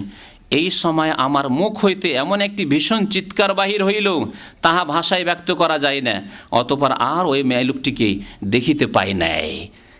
তারপরে কি বলছে, নূরে আল্লাহর সাথে এমন বিলীন হয়ে গেছিল আলাউদ্দিন সাহেবের, যে সেই নূরে জ্বলে পুড়ে খাক হয়ে নিশ্চিহ্ন হয়ে গেছে। ওই মহিলা মেরেই ফেলে দিচ্ছে একবারে মহিলাকে, শেষ। সুবহান আল্লাহ, আল্লাহর নূরে কোহিতুর পাহাড় জ্বলিয়া গেল, মানুষ কেন জ্বলিবে না? দেখলেন মন্তব্য এখন ইসাক সাহেবের। আল্লাহর নূর যখন মুসা আলাইহিস সালাম দেখা করতে গেলেন, আল্লাহর নূরে তুর পাহাড় জ্বলে গেল, তাহলে এই মহিলা কেন জ্বলবে না?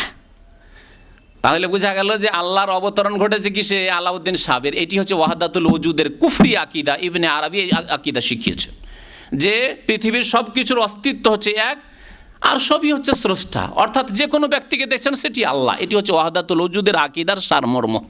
এই আকিদা রয়েছে। আর একটি হোসেন মানসুর হাল্লাজের হলুলের আকিদা রয়েছে। আগামী শুক্রবার এই সম্পর্কে আরেকটু বিস্তারিত আলোচনা করব, যখন তার কিতাবে আরও বেশি করে হোসেন মানসুর হেল্লাজের কেসা আসবে তখন। এই দুইটি কুফরি মতবাদের ওপর ভিত্তি স্থাপিত হয়েছে তাসাউফের, সুফিবাদের, পীর মুরিদির ভিত্তি স্থাপনই করা হয়েছে ওয়াহদাতুল ওজুদ, অর্থাৎ পৃথিবীর অস্তিত্ব হচ্ছে এক, আল্লাহ আর বান্দা এই কোনো পার্থক্য নেই, যিনি আল্লাহ তিনি বান্দা। আর একটি হলুল মানে আল্লাহর বিশেষ বিশেষ ব্যক্তির মধ্যে অবতরণ করা, একাকার হয়ে যাওয়া, যিনি আল্লাহ তিনি সেই। ওই হোসেন মানসুর হাল্লাজ সেটাই বলেছিল যে আনাল হক, আমি হোসেন, আমি আল্লাহ, আমি মানসুর হাল্লাজ, আমি হচ্ছি আল্লাহ, এই দাবি করেছিল। এই দুইটি কুফরি মতবাদের ওপর ভিত্তি স্থাপন করা হয়েছে এই তাসাউফ বা পীর মুরিদির।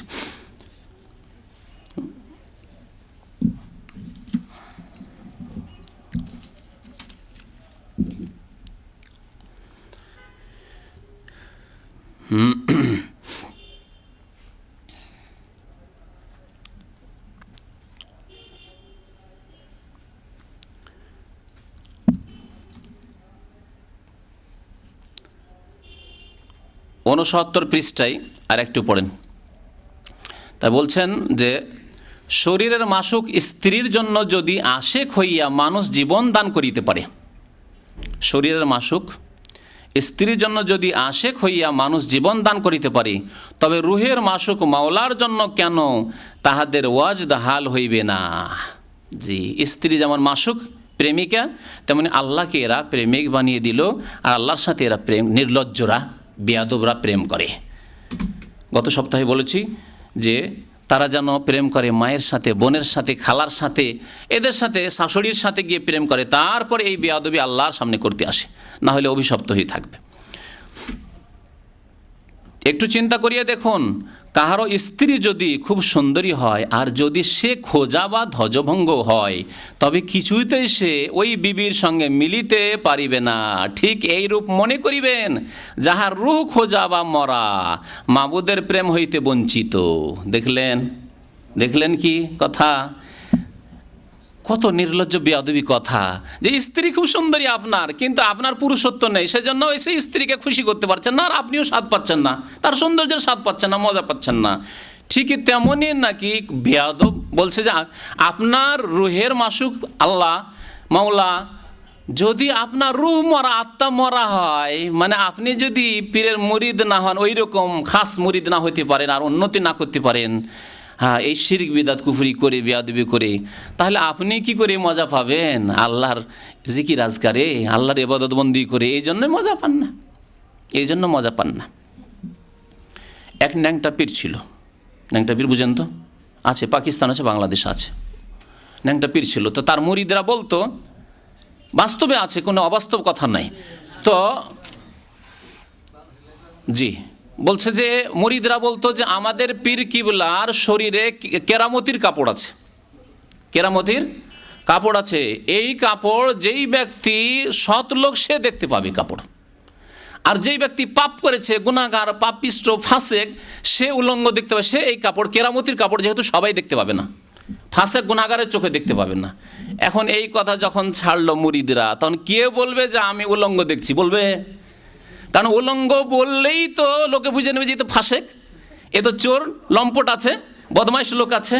সবাই বলছে হ্যাঁ হ্যাঁ হ্যাঁ হ্যাঁ কেরামতির কাপড় দেখতে পাচ্ছি, সবাই বলছে হ্যাঁ হ্যাঁ হ্যাঁ কেরামতির কাপড় দেখতে পাচ্ছি। জি,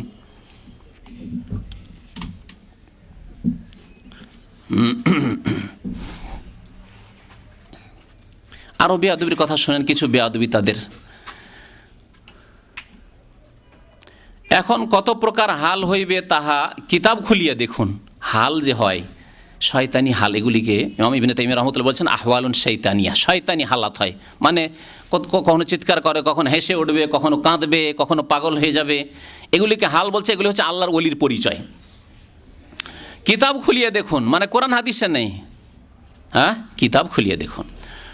প্রত্যেক জিনিসের মধ্যে একটি তাসির আছে, যথা অগ্নির তাসির গরম, পানির তাসির ঠান্ডা। যদি স্ত্রীর গায়ে হাত দিলে শরীর গরম হইয়া ওঠে, তবে মাসুকে হাকিকি আল্লাহ পাকের নামে কেন তাসির থাকিবে না? কি বেয়াদবি করে আপনাদেরকে ইসলাম শিখাচ্ছে দেখছেন, যে স্ত্রীর গায়ে হাত দিলে যদি শরীর গরম হয়ে ওঠে, তাহলে আল্লাহর জিকির করলে কেন তোমার মধ্যে হাল তাসির হবে না, আর পাগলামি করবে না, আর চিখ মারবে না, আর লাফ দিয়ে সামিয়ানার পরে উঠবে না, স্টেজে উঠবে না? হ্যাঁ, এগুলি করে না। এই চরমনাইয়ের মহফিল দেখে এসে আমাদের এখানে বসে আছে অনেক ভাই আছেন, তার মধ্যে আমি চিনি ভাইকে, হ্যাঁ, এগুলি করে, বুঝতে পারছি। করবে না কেন? দেখাচ্ছে যে আমি আল্লাহর ওলি হইতে পেরেছি। জি, এগুলি হচ্ছে শয়তানি হালাত, শয়তানি অবস্থা, শয়তানিগুলি করা সব। তারপর আরো বলছেন, বন্ধুগণ, ইসাক সাহেব বলছেন, নিজের স্ত্রীর সঙ্গে মিলিবার সময় যদি উত্তেজনার সৃষ্টি হইতে পারে, আউযুবিল্লাহ, তবে মাবুদের সঙ্গে রূহ মিলিতে কেন উত্তেজনার সৃষ্টি হইবে না? মাবুদের সাথে রূহ মিললে কেন উত্তেজনার সৃষ্টি হবে না? অর্থাৎ ওয়াহদাতুল ওজুদ ফানাফিল্লাহ হইলে। আস্তাগফিরুল্লাহ। কত বড় বেয়াদবি! সাধারণ মানুষ এই বেয়াদবি কথাগুলি বলতে পারবে না। যে নাজাতের মুক্তির কাণ্ডারি হয়ে বসে আছে, জান্নাতে নিয়ে যাব, সে এইরকম বেয়াদবি কথাবার্তা লিখছে।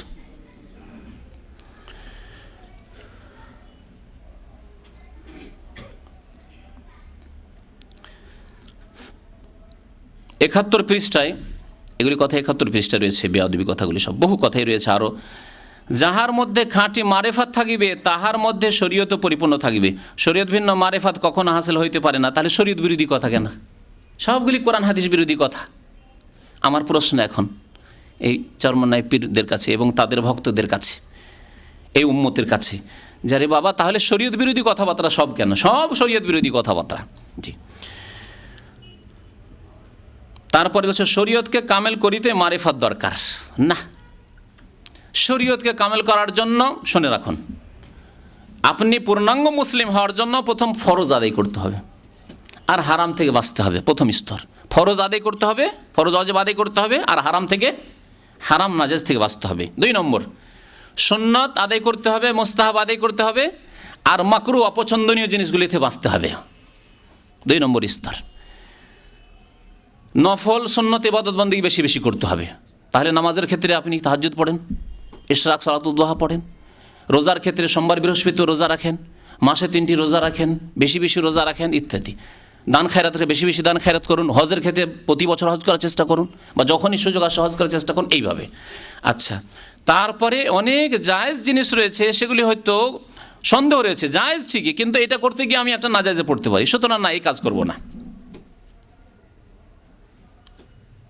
যেমন আপনি সেলুনের দোকান খুলেছেন, বারবার শপ খুলেছেন, আর আজকাল অধিকাংশ লোক ফাসেক। তাহলে বারবার শপে আপনার শুধু মাথার চুল কেটে পোষাবেন না, পেটের ভাত হবে না। কিছুদিন তো মজবুত হয়ে থাকলেন যে না, কারো আমি দাড়ি কাটবো না, তারপরে দেখা গেল যে ভাই ভাড়ায় উঠাতে পারছেন না, আপনি দোকানের ভাড়ায় উঠাতে পারছেন না, আর অন্যদের পয়সার অভাব নেই, তখন কি করলেন? দাড়ি কাটা শুরু করলেন, হারাম ব্যবসা শুরু করে দিলেন আপনি। জি, তো এগুলো থেকে বাঁচতে হবে। তাহলে সেলুনের ব্যবসায় করতে হবে না। এরকম স্টুডিওর ব্যবসা, এই যে ছবি তোলার ব্যবসা, কিছু লোক আছে যারা পাসপোর্ট, একামা ইত্যাদি ভালো কাজের জন্য বা জায়েজ কাজের জন্য হজে আসবে, কেউ আরও ভালো কাজ করবে ইত্যাদি, সেই জন্য তারা ছবি তুলছে, এগুলি জায়েজ। কিন্তু অধিকাংশ ফাসেক লোকেরা শখের ছবি তুলছে। তাহলে স্টুডিওর ব্যবসা, ছবি তোলার ব্যবসা, এই করে পেটের ভাত হবে না। হালালে থাকলে আর বেশি দিন লোভ সামলাতে পারবেন না, তখন হারাম করা শুরু করবেন। সুতরাং হালাল এই ব্যবসায় খুলতে যাবেন না আপনি। ওই রকমই টিভি রিপেয়ারিংয়ের দোকান, ডিশ রিপেয়ারিং তো চলবে না, কিন্তু টিভি দিয়ে কিছু ভালো কাজও হচ্ছে, কিন্তু টিভি রিপেয়ারিংয়ের দোকান খুলে আছেন, আপনি মেকানিক সেজেছেন, না, এরকম কাজ করবেন না। আর অনেকে আলহামদুলিল্লাহ তওবা করেছে, এ মেকানিক ছিল, এ হারাম মেকানিক, কারণ হারাম না করলে পেটের ভাত হচ্ছে না, তখন ও ব্যবসা ছেড়ে অন্য কাজ করছে, আর আল্লাহ পাক তাদেরকে ভালো রিজিক দিয়েছে। এখানে আছে দামামে চেনি, এরকম বেশ কিছু লোক। এই হচ্ছে আল্লাহ পাক রব্বুল আলামিনের নৈকট্য লাভের উপায়। জি, আর এই নয় যে যেগুলি কথা এখানে বলা হচ্ছে, যেগুলি কোরআন এবং হাদিস বিরোধী কথাবার্তা। তারপরে ওয়াজদাহালের কিস্সা কাহিনী বর্ণনা করেছে, যেগুলির মধ্যে আর সময় বেশি লাগাচ্ছি না। পৃষ্ঠা নম্বর 77, পৃষ্ঠা নম্বর 77-এ আপনার চরমনায়ের পীর আর শর্ষিনার পীর, তাদের সাক্ষাতের একটা গল্প আছে, তাদের জিকিরের পার্থক্য। যদি আল্লাহকে পাওয়াই হলো আর নবীর তরিকাই হলো, তাহলে এত পার্থক্য কেন থাকবে তাদের মধ্যে? সবাই আবার আল্লাহকে পেতে চায়, সবাই বলে যে আমরা আল্লাহর ওলি। তাহলে দেখুন তাদের বরিশাল শর্ষিনার জানা মৌলানা নেসারউদ্দিন আহমদ পীর সাহেব কিবলা, এদের কিবলা হয়। জি, এদের কিবলা মানুষ হয়, আমাদের কিবলা একমাত্র কাবা, আল্লাহর ঘর বাইতুল্লাহ। জি, এটি হচ্ছে কোরআন হাদিসের শিক্ষা। তাহলে শরীয়ত বিরোধী কথা হলো না। একটি হাদিস দেখান যে আল্লাহর নবী কাবা ছাড়া অন্য কোনো কিছুকে কিবলা বলেছেন। ইব্রাহিম খলিলুল্লাহ, আল্লাহর নবীর নিকট কত মর্যাদা ছিল তার। ইব্রাহিম খলিলুল্লাহ, তার পূর্বপুরুষও, আর আল্লাহর অন্তরঙ্গ বন্ধু খলিলুল্লাহ। ইব্রাহিম খলিলুল্লাহকে তিনি কোনোদিন বলেছেন যে ইব্রাহিম কিবলা? ইসমাইল আলী ইসলাম, তার বংশের রাসূলুল্লাহ সাল্লাল্লাহু আলাইহি ওয়াসাল্লাম, তিনি কোনো ইসমাইল আলী ইসলাম নবীকে কোনোদিন বলেছেন ইসমাইল কিবলা? বলেছেন? তাহলে এসব ইসলাম বিরোধী কথাবার্তা বলছে শরীয়ত আমরা মানি। কোথায় শরীয়ত মানে? বলছেন যে এই আমার ভাই বলিয়া সম্বোধন করিয়া তাহার কুতুবখানায় বসাইয়া আমাকে বলিলেন, ভাই আপনার মুরিদানকে এত বড় আওয়াজে জিকির কেন বাতান? প্রশ্ন শর্ষিনার পীরের, যে আপনি এরকম কেন উচ্চ স্বরে জিকির করান সবকে? আমি বললাম, হুজুর সব ওলামাগণের মুরব্বী আপনি, আপনি মুরব্বী, যদি আপনি হুকুম দেন তবে আমি সকলকে আস্তে জিকির করিতে বলিব। কেন? যদি আল্লাহ রসুলের সুন্নত তরিকা হয় তো কোনো আলেমের কথা বন্ধ করে দিবেন নাকি? বলুন, বুঝতে পারছেন? ভুলগুলো বুঝতে পারছেন আশা করি। যে শর্ষিনার পীর চরমনাইকে বললে বন্ধ করে দিবে, তাহলে কোন শরীয়ত? তাহলে বোঝা গেল যে মানব রচিত শরীয়ত, হ্যাঁ, এই হুজুরদের, এই ভণ্ডদের তৈরি করা শরীয়ত।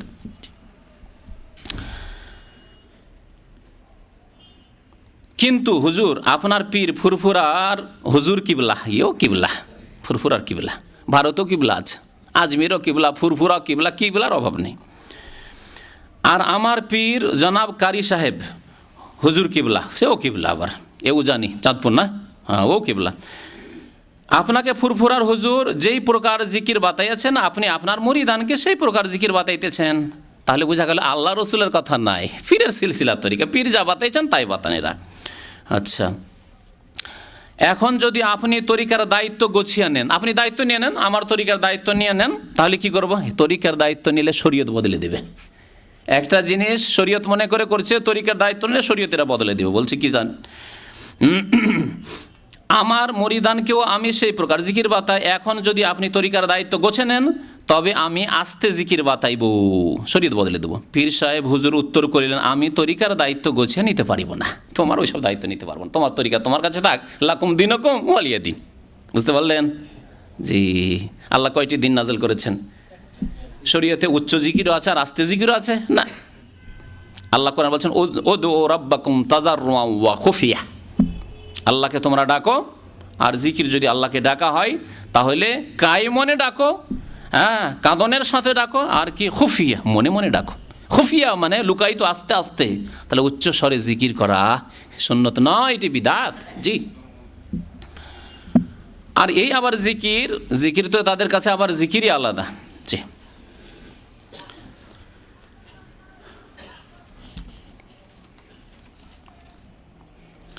৭৭ পৃষ্ঠাতে আর একটি কথা আছে, কুতুবে আলাম সাহেবের খেদমতে কেহ বলিলেন, কুতুবে আলাম, কুতুবে আলাম ইনি সাধারণত ইসহাক সাহেব রশিদ আহমদ গাঙ্গুহিকে বলে থাকেন। কুতুবে আলাম মানে বলি, আলাম মানে জগৎ, আল্লাহ বলছেন রাব্বুল আলামিন, আলামের বহু বচন হচ্ছে আলামিন মানে বিশ্বজাহান, তাই না? তো বিশ্বজাহানের রব আল্লাহ। কুতুবে আলাম মানে কি? তাহলে এই শিরকি পরিভাষার কথা শুনে সাবধান হন, জীবনে কাউকে কুতুবে আলাম বলবেন না, শিরকি কথা এটি, এটি হচ্ছে শিরক। আলাম মানে হচ্ছে জগৎ, পৃথিবী, আর কুতুব মানে হচ্ছে, গত দিনে হয়তো বলেছি, কুতুব মানে হচ্ছে আপনার যে চাকি আছে যাতে আটা পিষে মহিলারা, চাকি, আর চাকির ভিতরে যে, হ্যাঁ কি বলে ওটাকে, হ্যাঁ আশালি, যা খোঁটা, যে খোঁটা আছে, এই খোঁটাটাকে বলা হয় কুতুব। এই খোঁটাটা ধরে আছে কিন্তু ওই চাকিকে, যদি খোঁটা ভেঙে যায় চাকিটা কাত হয়ে ধীরে ধীরে গিয়ে নিচে পড়ে যাবে, আটা তো আপনার বের হবে না, নিচে পড়ে যাবে। তার মানে আপনার যে সিস্টেমটা আছে যা, তার সব কি হয়ে যাবে, লন্ডপন্ড হয়ে যাবে। বুঝতে পারলেন? আর কুতুবে আলাম মানে বিশ্বজাহানের কুতুব, অর্থাৎ এমন এক ব্যক্তি আল্লাহর ওলি যিনি বিশ্বজাহানকে, আসমান জমিন, আরশ কুরসি, হ্যাঁ পাহাড় পর্বত, নদী নালা, সমুদ্র, এই সবকে ধরে রয়েছেন, সবকে ধরে রয়েছেন। তিনি যদি না থাকেন তাহলে পৃথিবী লন্ডপন্ড হয়ে যাবে, আসমান জমিন ভেঙে পড়ে যাবে, পাহাড় পর্বত ধ্বংস হয়ে যাবে, আর সমুদ্রের পানি, বঙ্গোপসাগরের পানি এসে বাংলাদেশ ডুবিয়ে দেবে। এই কুতুবে আলাম পৃথিবীকে ধরে রয়েছেন, এই শিরকি পরিভাষা। গরিব নামাজ ওই রকমই, খাজা মঈনুদ্দিন চিশতিকে গরিব নামাজ বলে। গরিব নামাজ মানে গরিবের দাতা, গরিবকে যে দান করে, কে দান করে গরিবকে? আল্লাহ দানকারী। আর আপনি বলবেন মানুষকে গরিবের দাতা, শিরক। গৌসুল আজম কাকে বলে এরা? আব্দুল কাদের জিলানীকে, মহান উদ্ধারকারী। আপনার মহান উদ্ধারকারী কে? আপনি যদি এখনই সাঁতার না জানেন, আর যদি নদীতে নৌকায় চেপেছেন আর ডুবে যান, তাহলে কে উদ্ধার করতে পারে আপনাকে? যেখানে আপনার মা নেই, বাবা নেই, আত্মীয় নেই, স্বজন নেই, কোনো মানুষ নেই, কে উদ্ধার করতে পারে? আব্দুল কাদের জিলানী। এই আকীদা যদি থাকে তাহলে আপনার চাইতে হিন্দু অনেক ভালো। হিন্দু মুরতাদ নয়, হিন্দু মুসলিম পরিবারে জন্ম নেয়নি, সে শিরকের পরিবারে জন্ম নিয়েছে, ও শিরকি করতে আছে। কিন্তু আপনি মুসলিম পরিবারে জন্ম নিয়ে হতভাগা, আপনার নাম মুরতাদ, ইসলাম বিমুখ, আপনি মুসলমান নন। এই কুতুবে আলাম হচ্ছে এইরকম শিরকি কথা। জি।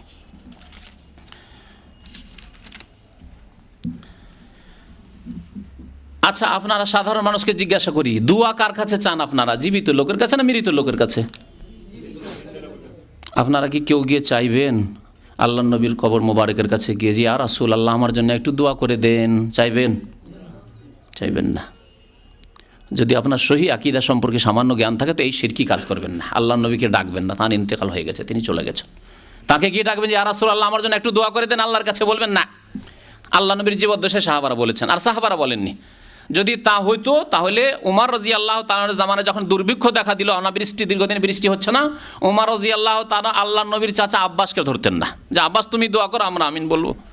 কেন তুমি আল্লাহ নবীর চাচা। সরাসরি গিয়ে বলতেন আল্লাহ নবীর কবর কাছে, ইয়া রাসূল আল্লাহ, দয়া করুন, একটু দোয়া করুন, কারণ আমরা অনাবৃষ্টিতে ভুগছি, দুর্ভিক্ষ, খেতে পাচ্ছে না, লোকজন মারা যাচ্ছে। একথা বলেছেন? সহিহ বুখারীর হাদিস, আব্বাস রাদিয়াল্লাহু তাআলা আনহুর দোয়ার মাধ্যমে তারা জীবিত লোকের কাছে দোয়া চেয়েছেন। জি, এখানে দেখুন 80 পৃষ্ঠায় মজার কথা শোনেন। চিস্তিয়া সাবেরিয়া তরিকার প্রথম সবক, আউলিয়াগণ ইহকাল ত্যাগ করিয়া গিয়াছেন, তাহাদের রুহানি দোয়া পাইবেন।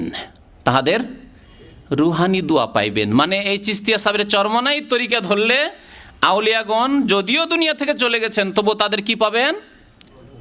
রুহানি দোয়া পাবেন। তাহলে চিস্তিয়া সাবেরিয়া তরিকা ধরলে আপনি খাজা মঈনুদ্দিন চিশতির দোয়া পাবেন, দোয়া করছেন, তার কাছে দোয়া চাইতে পারেন। তাহলে হ্যাঁ, তাহলে আজমিরে যান আর আজমিরে গিয়ে বলেন যে হে খাজা বাবা, আপনি আমার জন্য দোয়া করুন। এই শিক্ষা শিখাচ্ছে চরমনাইর পীর। আর শিখাচ্ছে কি আলাউদ্দিন সাবেরিয়া তরিকা। তাহলে আলাউদ্দিন সাবের কবর কাছে গিয়ে বলবেন যে হে বাবা, পীর বাবা, পীরে কিবলা, আপনি আমার জন্য একটু দোয়া করুন। স্পষ্ট ভাষায় বলছে আউলিয়াগণ ইহকাল ত্যাগ করিয়া গিয়াছেন, তাহাদের রুহানি দোয়া পাইবেন। জি, কাল কিয়ামতে তাহাদের সাথী হইয়া বেহেশতবাসী হইবার আশা রাখিবেন। জি, মাগরিবের ফরজ সুন্নাত আদায় করিয়া 6 রাকাত আওয়াবিন নামাজ পড়িবেন। মাগরিবের কি ফরজ সুন্নাত পড়ার পরে কি করবেন? আওয়াবিন নামাজ পড়বেন। এখন শুনুন আওয়াবিনের হাকিকত। অধিকাংশ মানুষ যারা বাংলাদেশ থেকে শিখে এসেছেন আর এখানে ইসলামী সেন্টারে এসে শিখেন না, আর সৌদি আরবে কোরআন সুন্নাহর দেশে এসে সঠিক জিনিস শেখেন না, তাদের মগজে এটাই ঢুকে আছে আওয়াবিন নামাজ মানে মাগরিব এশার মাঝখানের নামাজ।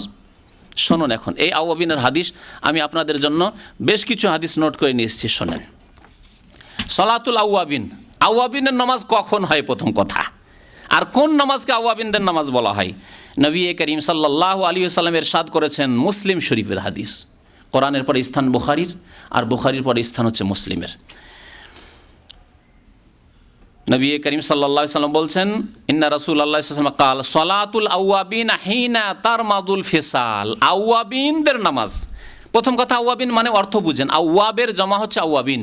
ইন্নাহু কানা আওয়াব, আল্লাহ নবী সম্পর্কে বলছেন, আপনার আইয়ুব আলাইহিস সালাম সম্পর্কে, তিনি আল্লাহর দিকে ধাবিত ছিলেন। আওয়াব মানে যিনি ধাবিত আল্লাহর দিকে, আল্লাহর দিকে ঝুঁকে রয়েছেন, আল্লাহমুখী।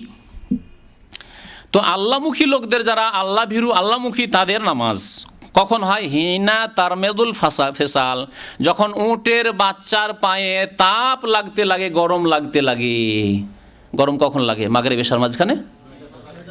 বিবেক দিয়ে চিন্তা করুন, যদি সারাদিন তাপ থাকে, সারাদিন তাপ ছিল, কিন্তু যেমনই মাগরিব হবে ঠান্ডা পড়তে লাগবে। কিন্তু যখন উটের বাচ্চার পায়ের তলায় গরম লাগতে শুরু হবে, তখন আওয়াবিনের নামাজ রয়েছে। কে বলছেন? নবী সাল্লাল্লাহু আলাইহি সাল্লাম বলছেন, মুসলিমের হাদিস। তাহলে এই সময়টি কোন সময়? সকালবেলা যখন ধীরে ধীরে তাপ শুরু হলো, সূর্যের তাপ পড়তে লাগলো, তারপরে বালি গরম হয়ে গেল। এখন উটের বাচ্চা, বড় উটকে অত তাপ লাগবে না, কারণ তার অভ্যাস আছে। কিন্তু উটের বাচ্চা, এই জন্য উটের বাচ্চার কথা নবী ফেসাল বলেছেন, জামাল বলেননি। উটের বাচ্চা যেহেতু পা নরম হয়ে রয়েছে, ওকে পায়ে গরম লাগতে লেগেছে। বেদুইনরা যারা উট পোষে তারা জানে। তাহলে এটা মোটামুটি 9টার পরে 10টা, 9টা 10টার দিকে, 11টার দিকে, এই সময়গুলিতে, শীতকালে একটু লেটে হয়তো, কিন্তু গরমের দিন হয়তো সকাল 9টাতে বালিতে তাপ হয়ে যাবে মরুভূমিতে, তখন উটের বাচ্চার পায়ে গরম লাগবে। সেই সময় হচ্ছে আওয়াবিনের নামাজের সময়।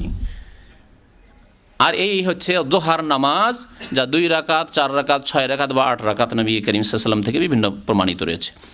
আচ্ছা, আওয়াবিনের নামাজ যে মাগরিব পর তারা বলে থাকে, তারও কোনো দলিল আছে? শুনুন, জয়ীফ হাদিস আছে, দুর্বল হাদিস রয়েছে, এবং মুহাদ্দিস নিজেই স্বয়ং ইমাম তিরমিজি রহমতুল্লাহ আলাইহি নিজে হাদিস উল্লেখ করার পরে নিজেই বলছেন যে হাদিস জয়ীফ। আর তারপরে মুহাদ্দিসিনদের যিনি শিরোমণি আমিরুল মুমিনিন ফিল হাদিস, ইমাম বুখারী রহমতুল্লাহ আলাইহি, সমস্ত মুহাদ্দিসিনদের হাদিসের পণ্ডিতদের সেরা, তিনি এই হাদিস সম্পর্কে কি মন্তব্য করেছেন তা শুনেন। আন আবি হুরায়রা কালা কালা রাসূলুল্লাহ সাল্লাল্লাহু আলাইহি ওয়াসাল্লাম মান সাল্লা বাদাল মাগরিবি 6 রাকাতিন, যে ব্যক্তি মাগরিব পরে 6 রাকাত নামাজ পড়লো, লাম ইয়াতাকাল্লাম ফিমা বাইনাহুন্না, তার মধ্যে কোনো কথাবার্তা বললো না, কোনো খারাপ কথা বললো না, ওদেলনা লাহু বিইবাদাতি সিনতাই আশারাতা সানাতান, সে 12 বছরের নফল ইবাদতের নেকি পাবে। যত জয়ীফ জাল পাবেন তত বেশি ফজিলত, শর্টকাট কোর্স পাবেন। কিন্তু কথা বুঝতে পেরেছেন? যত জাল ধর্ম, এই জন্য চিল্লাওয়ালা ভাইদের কাছে লোকজনের ভিড় ভাড় বেশি। আজকে দেখছেন টুঙ্গিতে, কারণ শর্টকাট, সারা জীবন সুদ খেয়েছে, ঘুষ খেয়েছে, আরাম খেয়েছে, বেঈমানি করেছে, কত কি করেছে, পাপ করেছে, নামাজ পড়েনি, এখন দেখছে বুড়ো হয়ে গেছে, এখন তওবার খেয়াল এসেছে। শর্টকাট রাস্তা, কে কারা লাখ লাখ নেকির সংখ্যা বলতে পারে? এদের ছাড়া আর কোনো জায়গায় লাখ লাখ নেকির সংখ্যা, এত তাড়াতাড়ি জান্নাতের রাস্তা পাওয়া যাবে না, অথচ ভ্রান্ত রাস্তা। আর এই সম্পর্কে আমার কিছু আলোচনা আছে, আরও ইনশাআল্লাহ তাআলা বিস্তারিত আলোচনা হবে, তখন শুনবেন। তো শোনেন, এই হাদিস শুনে নিলেন। কাল আবু ঈসা, ইমাম তিরমিজির কুনিয়ত, তিনি বলছেন যে আয়েশা রাদিয়াল্লাহু তাআলা আনহা থেকে আরেকটি হাদিস বর্ণনা করা হয়েছে, মান সাল্লা বাদাল মাগরিবি 20 রাকাত, যেই ব্যক্তি মাগরিব পরে 20 রাকাত নামাজ পড়বে। 6-এরও হাদিস আছে আর 20-এর হাদিস আছে। দেখুন হাদিসই তাহলে দ্বন্দ্ব। হ্যাঁ, বানাল্লাহু লাহু বাইতান ফিল জান্নাত, তার জন্য আল্লাহ জান্নাতে একটি ঘর বানাবেন। কাল আবু ঈসা, ইমাম আবু ঈসা ইমাম তিরমিজি বলছেন হাদিস আবুর হাদিসুন গরিব। আবু হুরায়রা যে এই হাদিস রয়েছে, ওই 6 রাকাতের হাদিস, 20 রাকাতের হাদিস, দুটোই হাদিসুন গরিব যায়িফ, লা নারিফু ইল্লা মিন হাদিস যায়েদ ইবনুল হুবাব আন উমর ইবনে আবি খাসআম। এদের থেকে আমি হাদিসটি শুনেছি, কিন্তু হাদিসটি হচ্ছে যায়িফ। তারপরে বলছেন ওয়াকাল ওয়াসামিয়তু মুহাম্মদ বিন ইসমাইল, ইমাম মুহাম্মদ বিন ইসমাইল। কার নাম মুহাম্মদ বিন ইসমাইল? ইমাম বুখারীর নাম হচ্ছে মুহাম্মদ বিন ইসমাইল, ইসমাইলের ছেলে মুহাম্মদ রহমতুল্লাহ আলাইহিম আজমাইন। ইয়াকুলু, তিনি বলতেন, ওমর বিন আবদুল্লাহ বিন আবি খাসআম মুনকারুল হাদিস, হাদিসে একেবারে দুর্বল। ইমাম বুখারী কোনো বর্ণনাকারী সম্পর্কে যদি মুনকারুল হাদিস বলেন, হাফেজ বিন হাজার রহমতুল্লাহ আলাইহি, ইমাম যাহাবী, মুহাদ্দিসিন কেরামরা বলেছেন যে কারো সম্পর্কে যদি তিনি বলেন মুনকারুল হাদিস, মানে হাদিস একেবারে বেকার, তাহলে ফালা তাহিল্লুর রিওয়ায়াত আনহু, তার থেকে হাদিস নেওয়া জায়েজই নয়, হারাম। কত বড় দুর্বল তাহলে সে, হাদিসের বর্ণনাকারী এই। ওয়া দাআফাহু জিদ্দান, আর হাদিসটিকে শুধু দুর্বল নয়, অত্যন্ত দুর্বল বলেছেন, হাদিসটি অত্যন্ত। তাহলে মাগরিব পরে 6 রাকাত পড়েন আর 20 রাকাত পড়েন, আর তার নাম আওয়াবিন দিলেন, নাম দেওয়াটিও ভুল। হ্যাঁ, দেখলেন যেমন। আর এই 6 রাকাত পড়া বা 20 রাকাত পড়া, মাগরিবের পরে কোনো নফল, মাগরিব এশার মাঝখানে নফল পড়া, তাও ভিত্তিহীন হাদিস, একেবারেই জি দুর্বল। জি,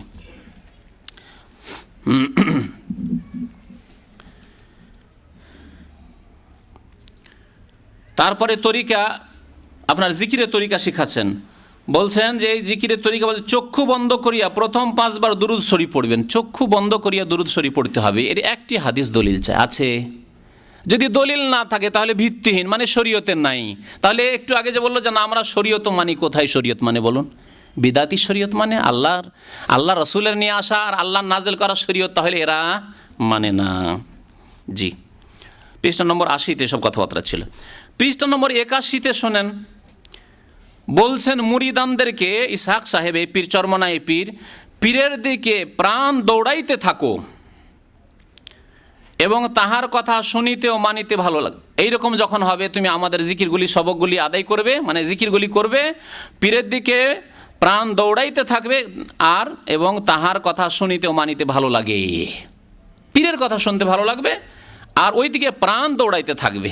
আচ্ছা, প্রাণ কার দিকে দৌড়াইতে হবে? এটি আল্লাহর কথা, কোরআনে কারিমে আল্লাহ পাক রব্বুল আলামিন ইরশাদ করেছেন, আপনাদেরকে সে আয়াতটিও শোনাই আমি। আল্লাহ পাক ইরশাদ করেছেন, ফাফিররু ইলাল্লাহ, ফাফিররু, ভাগো, ফিররু মানে ভাগো, তোমরা দৌড়াও, জি দৌড় দাও, ঝাঁপ দাও আল্লাহর দিকে, ফাফিররু ইলাল্লাহ ইন্নী লাকুম মিনহু নাযীরুম মুবিন।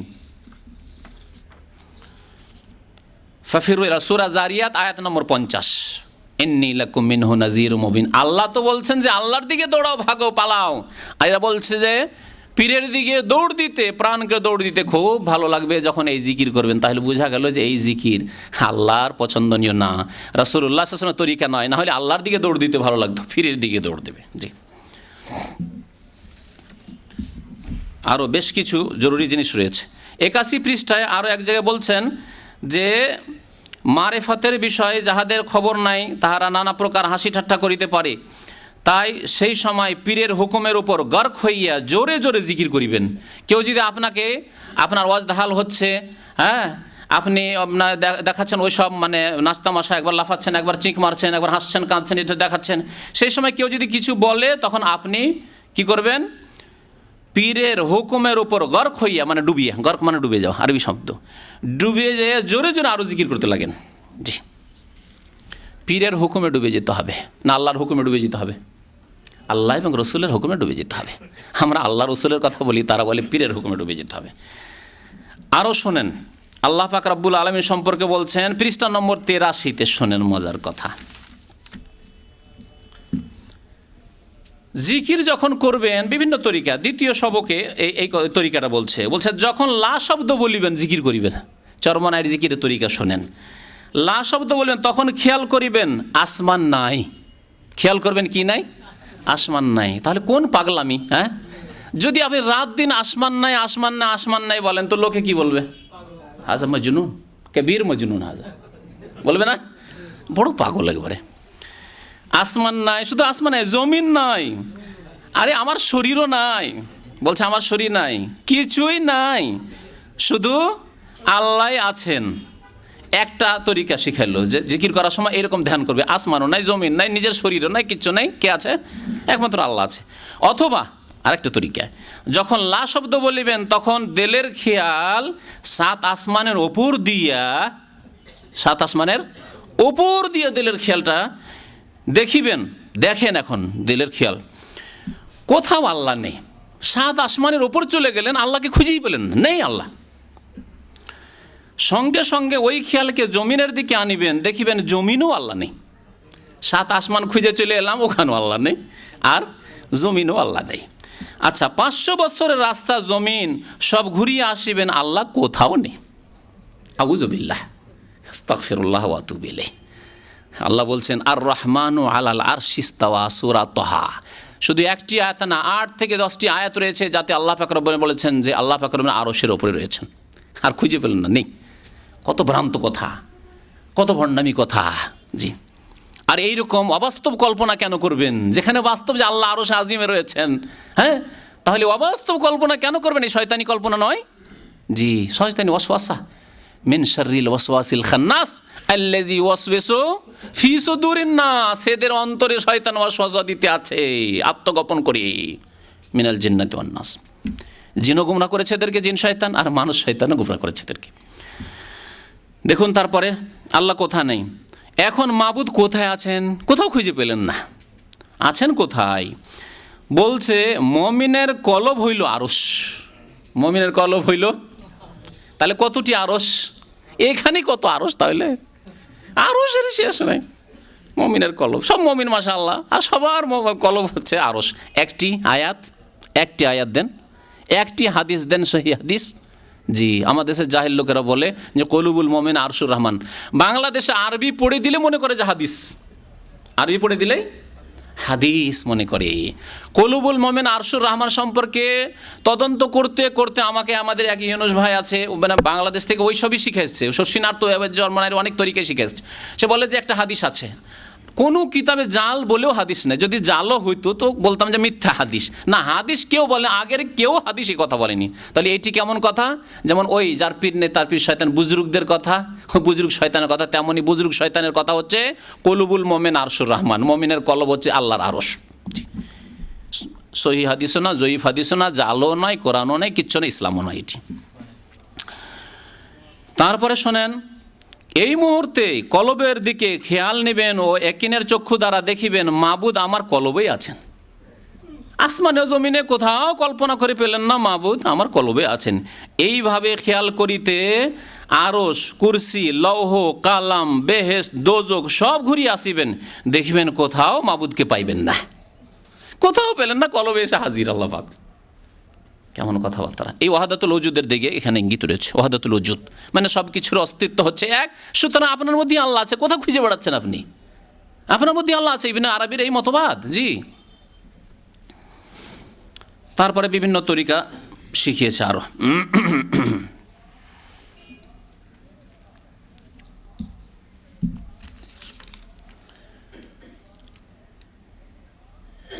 এছাড়া বহু বিদাতি জিকির এখানে রয়েছে, সেগুলি আর আলোচনা করছি না। আবার শেষখানে আবার আপনাদেরকে স্মরণ করিয়ে দিচ্ছি যে এই চরমনায়ের পীর সাহেব নিজেই বলেছেন যে লেখকের ভুল হইলে দয়াপূর্বক জানাইবেন। সুতরাং আমরা দেখলাম আল্লাহর ফজল ও করমে আল্লাহ পাক রব্বুল আলামিন যেটুকু কোরআন এবং হাদিসের অল্পই সামান্য জ্ঞান দিয়েছেন, তাতেই দেখলাম যে শিরক বিদাতে ভরা আর ভণ্ডামিতে ভরা আর ভিত্তিহীন কথাবার্তায় ভরা। তাই উম্মতকে সতর্ক করার উদ্দেশ্যে এগুলি রেকর্ড হচ্ছে, অডিওতে রেকর্ড হচ্ছে, ভিডিওতে রেকর্ড হচ্ছে। আর যে ভাইরা শুনলেন তারা ফালিয়াবাল্লিগু শাহিদুল গায়েবা, নবী করিম সাল্লাল্লাহু আলাইহি ওয়াসাল্লাম বিদায় হজে বলেছেন, সেই কথাটি আমি আপনাদেরকে বলছি যে যারা এখানে উপস্থিত আছেন আর যারা উপস্থিত নেই তাদের কাছে আপনারা পৌঁছে দেবেন, যাতে করে এইরকম শিরক বিদাত আর এইরকম ভিত্তিহীন কথাবার্তায় যেন তারা না পড়ে থাকে। আল্লাহ কোথাও নেই এই সম্পর্কে দু একটি কথা শোনে, বললো না যে আল্লাহ কোথাও নেই। জি জি জি, বইটা হচ্ছে পরে আসছেন হয়তো, ভেদে মারেফাত ইয়াদে খোদা, ভেদে মারেফাত ইয়াদে খোদা, এই কয়েক সপ্তাহ থেকে বই নিয়ে আলোচনা চলছে। আচ্ছা, আল্লাহ কোথায় আছেন? আল্লাহ রসুলের কাছে শুনবেন না? শুনবেন না? আল্লাহর কাছে, রসুলের কাছে শোনেন। আল্লাহ পাক রব্বুল আলামিন ইরশাদ করছেন, জি, সূরা মুলক, সূরাতুল মুলক, তাবারাকাল্লাযী বিয়াদিহিল মুলক, আয়াত নম্বর 17, আমেনতুম মান ফিস সামায়ে, তোমরা কি নির্ভীক হয়ে গেছো, ভয় করো না সেই সত্তাকে, সেই জাতে পাককে যিনি ফিস সামায়ে, কোথায় রয়েছেন? আসমানে, আকাশে রয়েছেন। তাহলে আল্লাহ কোথায় আছে? আসমান। আর আপনাকে জিকির শেখাচ্ছে যে তুমি কি করবে, কল্পনা করবে, দৌড় দিয়ে দেখবে, আরো সাজিম সব কিছু দেখে চলে আসলে কোথাও না, আরো সে নেই, কুরসি নেই, লহম কালাম নেই, আল্লাহ কোথাও নেই, এইখানেই আছে।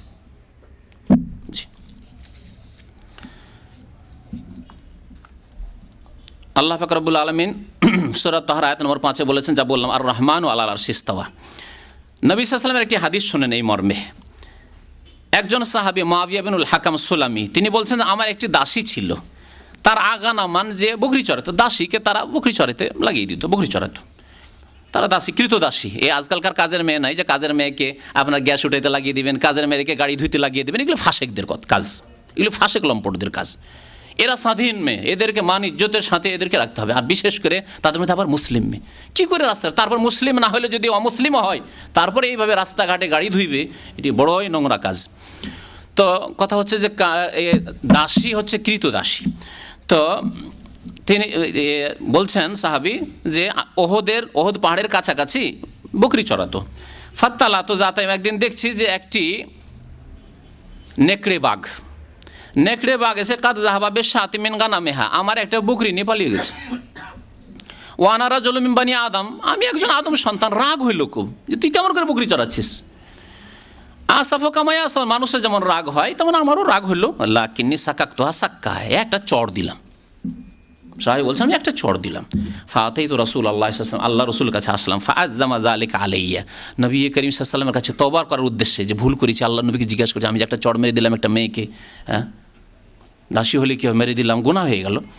আল্লাহ নবী খুব রাগান্বিত হইলেন আর বললেন যে কাল কিয়ামতে তোমার কিসাস হবে, জবাব দিতে হবে তোমাকে, এবং এই শাস্তি তোমাকে হবে। কুলতু ইয়া রাসূলুল্লাহ, তখন আল্লাহর ভয়ে, আযাবের ভয়ে সাহাবী বলেন, ইয়া রাসূলুল্লাহ আফালা উতিকুহা, আমি একে আজাদ করে দিই, স্বাধীন করে দিচ্ছি। স্বাধীন আল্লাহর ইবাদতবন্দি করবে, নিজে যেখানে যায় সেখানে যাবে, তার বাবা মা থাকে, আত্মীয় স্বজন যেখানে যায় সেখানে চলে যাবে, আমি স্বাধীন করে দিচ্ছি। ফাকাল ইতিনি বিহা, নিয়ে আসো ওকে। ফাতাইতু বিহা, নিয়ে আসলাম, ওই মেয়েকে নিয়ে আসলেন এই সাহাবী। নবী করিম সাল্লাল্লাহু আলাইহি ওয়াসাল্লাম জিজ্ঞাসা, ফাকাল আল্লাহ, জিজ্ঞাসা করেন আইন আল্লাহ, জিজ্ঞাসা করলেন আইনাল, আল্লাহ কোথায়। তাহলে এই প্রশ্ন করা নবীর সুন্নত, কোনো মানুষের ইমান পরীক্ষা করার জন্য আইন আল্লাহ, আল্লাহ কোথায়। আর দেওবন্দীদের কিতাব লিখেছে, এই খান সাহেবের পত্রিকা তো মাঝে মাঝে আসে যে এই রকম প্রশ্ন করা বিদাতি কথা, মাসিক মদিনাতে এরকম কথাবার্তা আসে যে এইরকম প্রশ্ন করায় নাকি বিদাতি, যে আল্লাহ কোথায় প্রশ্নই করতে হবে না, এ প্রশ্ন উঠাইতে হবে না। অথচ আল্লাহ নবী ইমান পরীক্ষা করার জন্য জিজ্ঞাসা করেন আইন আল্লাহ, আল্লাহ কোথায়। কালাত, ওই মেয়ে যেহেতু মুসলিমা ছিল, কি জবাব দিল? কালাত ফিস সামায়ে, আল্লাহ কোথায় রয়েছেন? সামা মানে আকাশে রয়েছেন, আসমানে রয়েছেন। দ্বিতীয় প্রশ্ন করলেন, আল্লাহ সম্পর্কে তো জানা হয়ে গেল যে ইমান ঠিক আছে, রাসূল সম্পর্কে মান আনা, আমি কে? কালাত, ওই মেয়ে বলল আনতা রাসূলুল্লাহ সাল্লাল্লাহু আলাইহি ওয়াসাল্লাম, আপনি আল্লাহ রসুল সাল্লাল্লাহু আলাইহি ওয়াসাল্লাম। নবী বললেন কাল আতিকহা, তাহলে একে স্বাধীন করে দাও, ফাইন্নাহা মুমিনা, কারণ এ ইমানদার মেয়ে, ইমানদার মহিলা। তাহলে কি দেখলেন যে আল্লাহ আসমানে রয়েছেন, আসমানের ওপরে রয়েছেন, আরশে রয়েছেন। জি।